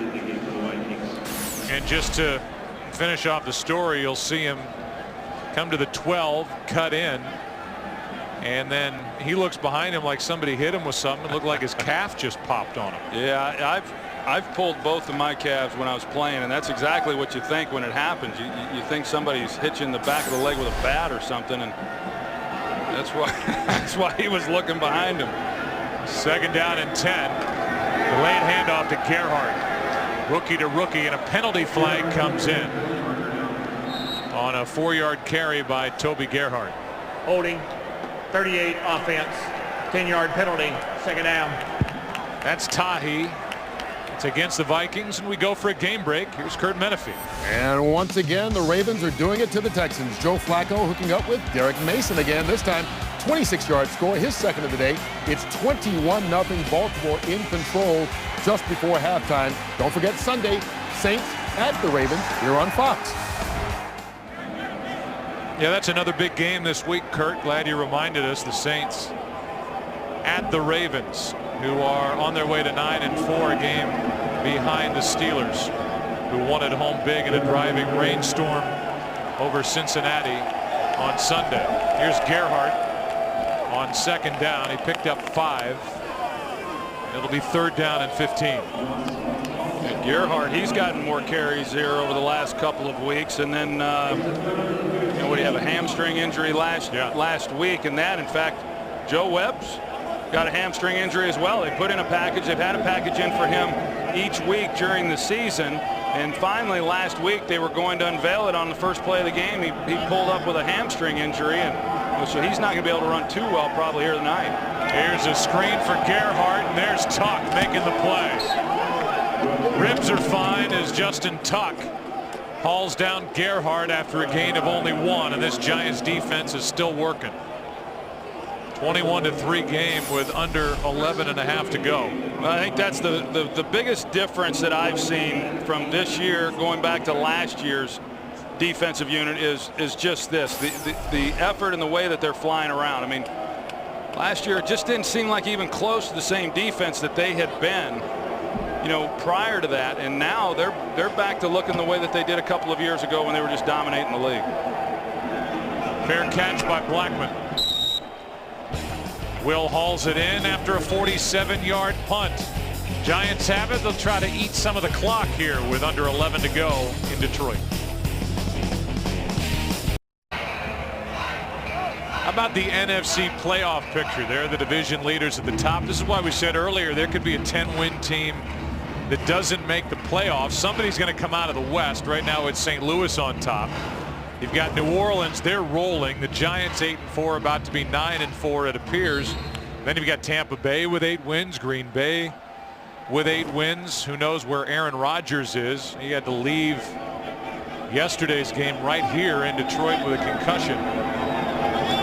And Matt Flynn could not lead the Packers to victory, losing 7-3. It's a big loss. Bradshaw dragged down by Henderson, a gain of 2. Well, the good news for the Giants, Joe, is they beat Chicago. Philadelphia did not. And so now, if you're looking at that, if Atlanta wins that division, and regardless then of what happens with New Orleans, they at best will be the 5th seed. Then the Giants, they control it. They would be the number 2 seed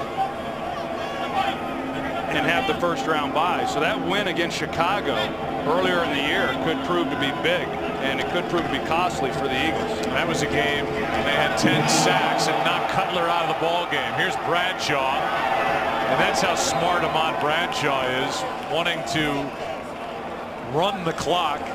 He went right around Asher Allen, stayed in bounds, a 23-yard run. Now this guy is just pretty amazing, and he's 20-some years old and playing with 50-year-old feet, because of the injuries that he's had and surgeries and everything else. And he talked about it a few weeks ago, and he said it takes him all week long to recover from a game to get his body back to where he feels good enough to get back out on the field and play. And so on the one hand, we talk about Brandon Jacobs and how great he feels, and even though Ahmad Bradshaw hasn't started the last few weeks, he's still, last week 25 carries, this week not as many, but he takes a pounding. Kevin Williams on the back of Brandon Jacobs, who has a 73-yard run in this game. Bradshaw has 1 for 48, that last one for 23. 3-yard carry there by Jacobs. We're under 10 to play here in Detroit. And the guy who really hasn't been able to get on the field is DJ Ware. We saw him in the return game, and last week he finally got a couple of carries, but at the end of that Seattle game 5-6 weeks ago, he had 13 carries in that game and really did a nice job and kind of earned the right to get more carries. But when do you give them to him when you got those 2 guys ahead of you? But he's been a good player when he's had his chances. Somebody that they can rely on, and he may get some carries before this one's over. I was going to say the answer to that question to me is soon. Here is Eli Manning ending up on his back, trying to get one to Kevin Boss. Incomplete, and it's third down. Now E.J. Henderson, he comes on the blitz, and he's able to get a hit on Eli, right at the end, and forced Eli to get rid of the football a little sooner than what he had hoped. So the 100th consecutive start for Eli Manning.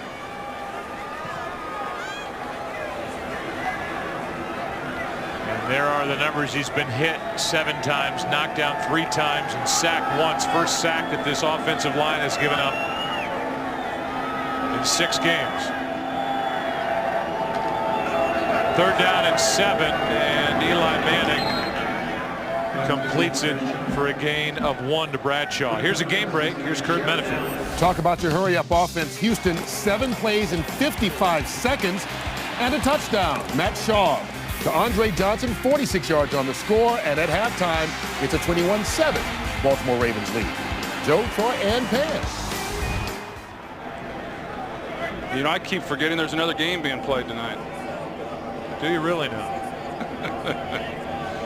Until we have those game breaks. Yep, they're playing one other game. Yeah. Dodge pops it up. Camarillo with a fair catch at the 13. Take a break. Come back. I promise. Eli on the sideline watching his defense, and that D's been good all night.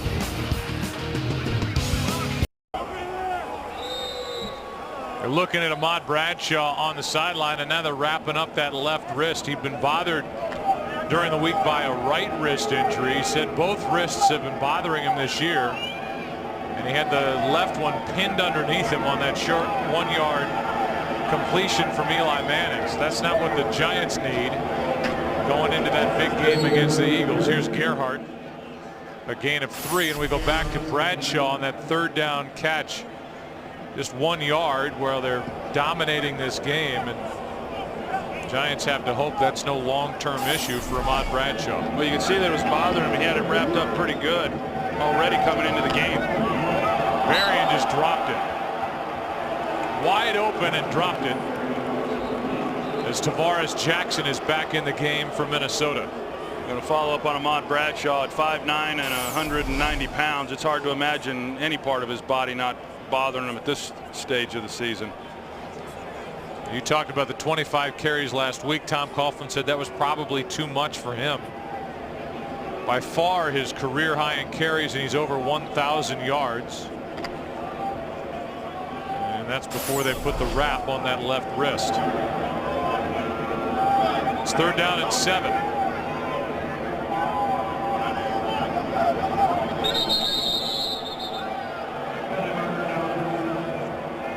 There are 4 flags on the field. False start, 62 of the offense. 5-yard penalty, still 3rd down. They get Ryan Cook again. Watch these flags fly. There are 1, 2, 3, 4. The meteor shower was a little later tonight. It's 3rd down and 12. Are you okay over there? I'm starting to worry about you.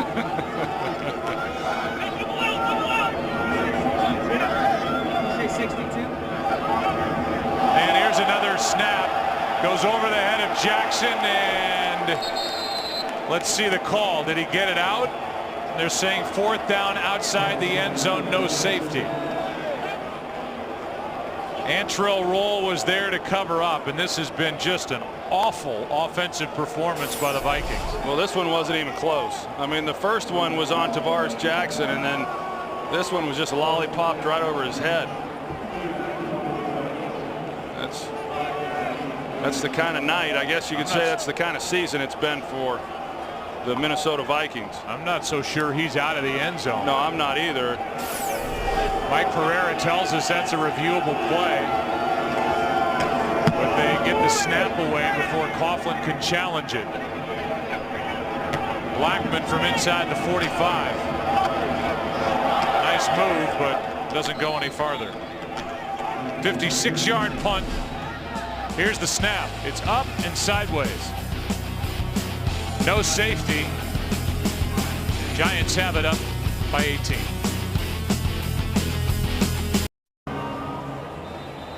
Six and a half to go. Giants get it. They've lost Ahmad Bradshaw with that wrist injury. He's on the bench. Brandon Jacobs comes back in. There was no challenge on what could have and probably should have been a safety. Just spoke with Mike Pereira. We'll get his official explanation after this carry by Jacobs. So they're keeping their starter in there. Brandon Jacobs up by 18. Here's Mike Pereira. And Mike, it looked to us like that could have been reviewable or should have been reviewed and would have been a safety. What'd you see? Yeah, I think it would have been a safety because once the ball goes into the end zone, now he's got to advance. The whole ball has got to get out into the field to play. He gets control here and is touched here. So now, without that whole ball being into the field to play, that would have been the safety. Key is he would have had to have gotten the whole ball out into the field to play, and it didn't happen. So no challenge by Tom Coughlin. Instead, he runs his offense back out there. This is the culmination of a long weekend for the Giants. First down for Jacobs. Lieber on the stop, a gain of 7. Offensive line has done another terrific job. I thought it was interesting, Troy, you asked a very pertinent question to Tom Coughlin when you said about the return of Sean O'Hara, the Pro Bowl center. Does he automatically get his job back? And Tom Coughlin said Seibert's the guy that's held this whole thing together. Yeah, you know, this is the 6th consecutive game that Sean O'Hara has missed, but he missed some in the middle of the year too. He's only played in 4 games all year, and it sounded to me like, you know, there's this thought that you immediately put O'Hara back in because he's got so much experience and has been doing it for so long. But it sounded like Seibert's going to maintain the job. Here's another big carry by Brandon Jacobs, a gain of 9. Booth made a nice block there. We talked about this in the Seattle game. Somebody has to play. You're up by 18 points. The Vikings are doing nothing offensively. Why is DJ Ware not carrying the ball here? You've already lost Ahmad Bradshaw. Now you've got your big back, Brandon Jacobs, carrying the ball, just trying to kill the clock. Yeah, I am surprised. This is very similar to the situation in Seattle.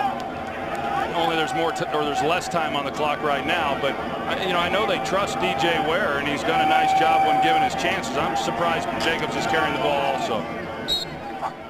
He carries forward for another first down. And he's going to keep getting a steady diet of the football here as E.J. Henderson made that last stop. And DJ Ware, who's carried it only 17 times this season, has to be wondering, when do I get my chance? He's got his helmet on. He's ready to go. But over 200 yards rushing here tonight. And granted, 2 or 3 really big runs, but that's part of it. Against a run defense that has been really stubborn, giving up rushing yards, not just this year, but for a lot of years. This is a great performance by this offensive front. Here's Nix. They're still throwing it to Nix, who left earlier, limped off the field. 12 yards and a first down. I think overall, David Deal coming back after 4-week absence, he's done a pretty good job on Jared Allen too. We talked about the hot streak that Jared Allen was on, and at times he got bull rushed a little bit, but that's pretty tough duty jumping in after that kind of layoff and then going up against Jared Allen without much help. I know they're glad to have him back. DJ Ware comes into the lineup. Jacobs is out. 3 minutes plus to play. Clock continues to run. Here's Ware, who's trying to make the most out of it. Won't go down easily, and eventually it's Greenway making the stop. Troy, we talked about it earlier. Loss of 6 on that run by Ware. Monday night, the Vikings have that 50th anniversary celebration at home against Chicago.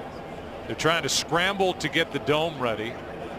The University of Minnesota's outdoor stadium has already been winterized. They've said it's going to take 4 days to get that stadium ready if they would choose to go there.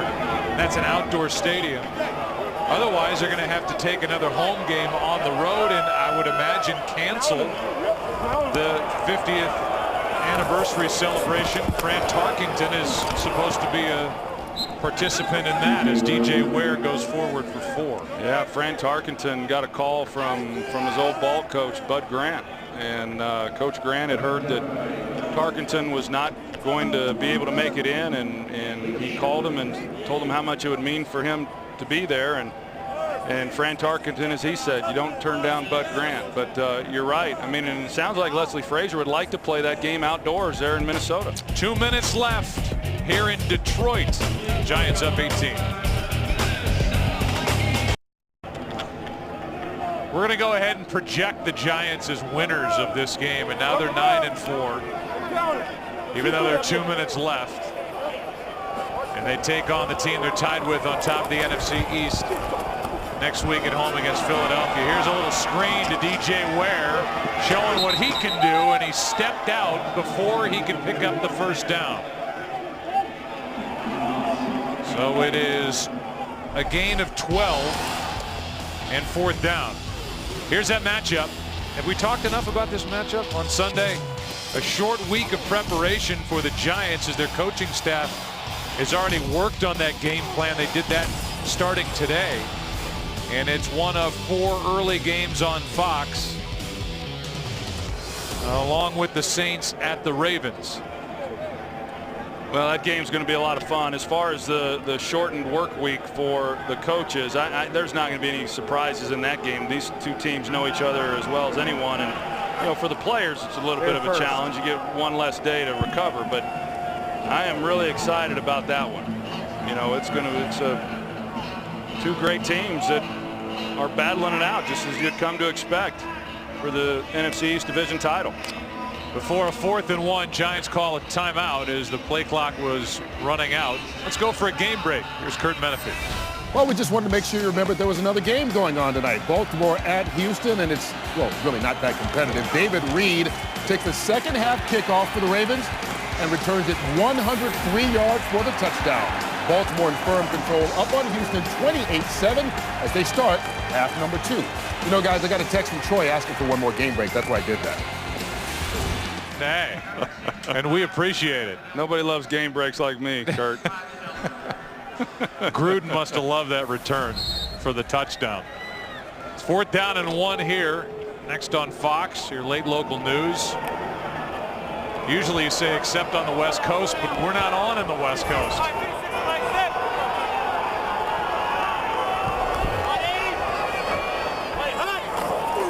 Here's Ware. No surprise. And no surprise that Kevin Williams makes a play. So the Vikings will get it as the Giants turn it over on downs. Again tonight marks the end of one of the great streaks by one of the great players in the history of this game. Brett Favre unable to go, and you're right. I mean, every time we've shown Favre on the sideline with that right arm, the sprained shoulder, his throwing shoulder, he's trying to support it there because he's definitely in some pain. We saw that before the game, and we've seen it really since this game began. Yeah, and I think he's worried about it, Joe. You know, in visiting with him prior to the game, I think he's concerned about some of the numbness and the tingling in the arm and hand that he's been experiencing. Jackson throws, and he hangs Greg Lewis out to dry. Lewis is knocked away from the football. Webster out there to make the play. It's 2nd and 10. You know, after all these injuries, even this season with a cracked bone in his foot and his ankle, everything he's played through, he had never sprained his throwing shoulder. And, you know, you're just so conditioned to expecting him to come out and play, no matter what's said about the injury. And this one finally got him on a hit by Arthur Moats, the 3rd play of the game. First throw of the game last week at home against Buffalo. Here's Bernard Berrien. Webster makes that play, and it's 3rd down. Well, you just kind of wonder now where the Vikings are going to go, and this, you know, this is something that they've had to be contemplating throughout this season. I think everybody anticipated that this would be his last year, and you know, Tavares Jackson, we talked about it coming in. You know, I don't think anything was really answered positively in that regard at the end of this one, and you know, will it at the end of this season? He's a free agent after this year, and will the Vikings choose to sign him? But there's no question that whether they sign him or not, they're going to be looking for a quarterback to come in and, if nothing else, provide some competition. It's 4th down and 3 here, so not only do they have to figure out where they're going to go and play on Monday if they can't get their home stadium ready in time, but as an organization, where they're going to go personnel-wise at the quarterback position. Sidney Rice is a free agent. Their top receiver, and top receiver by a mile. Here's Lewis, who makes the catch for a 1st down. Now, Richie Zients is our producer. He's celebrating his birthday with us tonight in Detroit. Waiting for a pizza to arrive to our production truck. And he produced the last game that Brett Favre didn't start for the Green Bay Packers in 1992.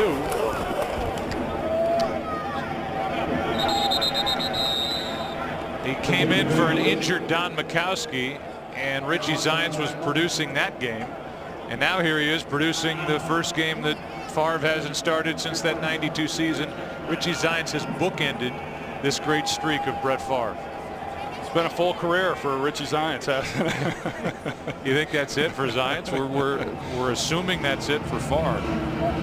Zients will be there on Sunday, Friday, Saturday, and Sunday in the New York area, and at the new Meadowlands Stadium on Sunday for the Giants and the Eagles. I just got word that Richie Zients is still waiting for that pizza. Really, that's a shock. So happy birthday to Z, our director Rich Russo. It's been a weird weekend for everyone as Tavares Jackson on second down is thrown to the ground, and they're going to throw a flag on Human Europe with 35 seconds left. Personal foul, roughing the passer, helmet-to-helmet contact, number 72 of the defense. 15-yard penalty, automatic first down. Clear cut. Yeah, that's the way the rule is. Even though he comes in with his helmet up, doesn't lead with the crown of his helmet, wraps him up, but the contact with the helmet, you'd still be draws playing. The flag. You'd still be playing if they had all these rules in to protect the quarterback. I would have been in my 24th year. We want to thank our technical crew for persevering through this weekend and with all the uncertainty in Minneapolis, and then getting this game pulled off here in Detroit. So they do a great job every week, and we thank them, all of them, top to bottom. That one for Barry, an incomplete, 2nd and 10, 30 seconds left. The irony of it is Detroit gets a Monday night game and the Lions aren't playing. Yeah, the first Monday night game played here in Detroit, or in Ford Field. In Ford Field, which is one of the real nice facilities across the NFL. We're typically here on Thanksgiving. Lions have come so close so many times this season with Jim Schwartz, their head coach. I don't think there's any doubt they're on the right path. And he's done a nice job in trying to change the culture here with the Lions. I mean, you can look to 4 or 5 games where it could have gone either way. And they have been impressive some weekends. They didn't get much this last week, but it was enough. And a 7-3 win here at home over the Green Bay Packers. It's 3rd and 10 here for Minnesota. Yeah, the Vikings are determined to drag this game out as long as they can. It appears so. And Tavares Jackson, who's been limping from the beginning, basically, in shotgun on 3rd and 10.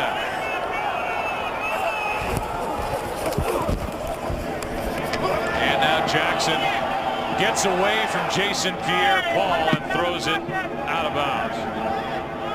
So Jason Pierre-Paul, who had back-to-back two-sack games, almost had his first of the night here. Somehow Tavares Jackson got away. Well, there's no quitting these guys. You know, see Umanura, and they're going to throw it. They're going to keep coming after him. You alluded to it earlier that Jason Pierre-Paul, the rookie, as Joe Webb will come in, got tired of getting ribbed by the guys in the defensive line meeting room saying, 15th overall pick, you got no sacks yet of the quarterback, get going. Yeah, that, especially when you get into the room of veteran players as a rookie, regardless of the position, you can bet as a first-round pick, if you're not producing on the field, you're going to hear about it. And you know, he's a raw guy, you know, from what I gather, just a really likable young man who was contributing greatly on special teams, was doing a lot there. But you don't get drafted in the first round as a defensive lineman to play special teams. You get drafted there to go after the quarterback, and it looks like they found him another one. You know, Ernie Accorsi, you remember, Joe, when he was a general manager and teams were trying to make a trade for Matthias Kiwanuka, and he even got criticized for drafting Matthias Kiwanuka. because of the other players that he had with Strahan and then OCU Manure. He says you never have enough pass rushers, and Jerry Reese feels the same way. On 4th down, Joe Webb, who can really fly, carries it forward for a first down with 9 seconds left and gets out of bounds. 16 yards and a first down. You know, speaking about Joe Webb and talking with some of the coaches for the Vikings, they say he's the best athlete on this Vikings team, which I find remarkable when, you know, Percy Harvin also plays for them, and we know what kind of athlete he is. But he really is something special, and not really sure exactly where he's going to be playing yet, if it's going to be a quarterback or a wide receiver or what he'll do, but he is a heck of an athlete. So 9 seconds left. Seeing what Webb can do. Sliding to his left, and then he shows off the arm and completes it to Schenko. How about that throw? Pretty impressive. Now I know why they moved him back to quarterback. 3 seconds remaining. That was a long throw that, like a laser, got out to Schenko near the sideline. 7 yards. If they get this one off real quick, they can get another play in after it's over. Why are you so bitter? I'm not. Come on now.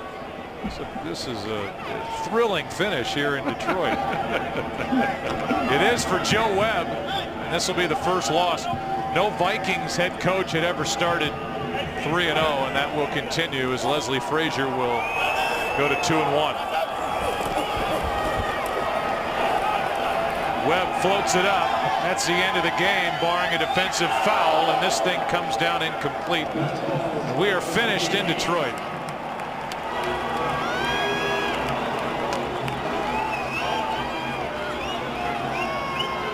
So you know the story, the roof collapsing in Minneapolis, forcing this game to be moved to Detroit. Brett Favre did not make the start. The streak is over. We'll come back and wrap up our night after this.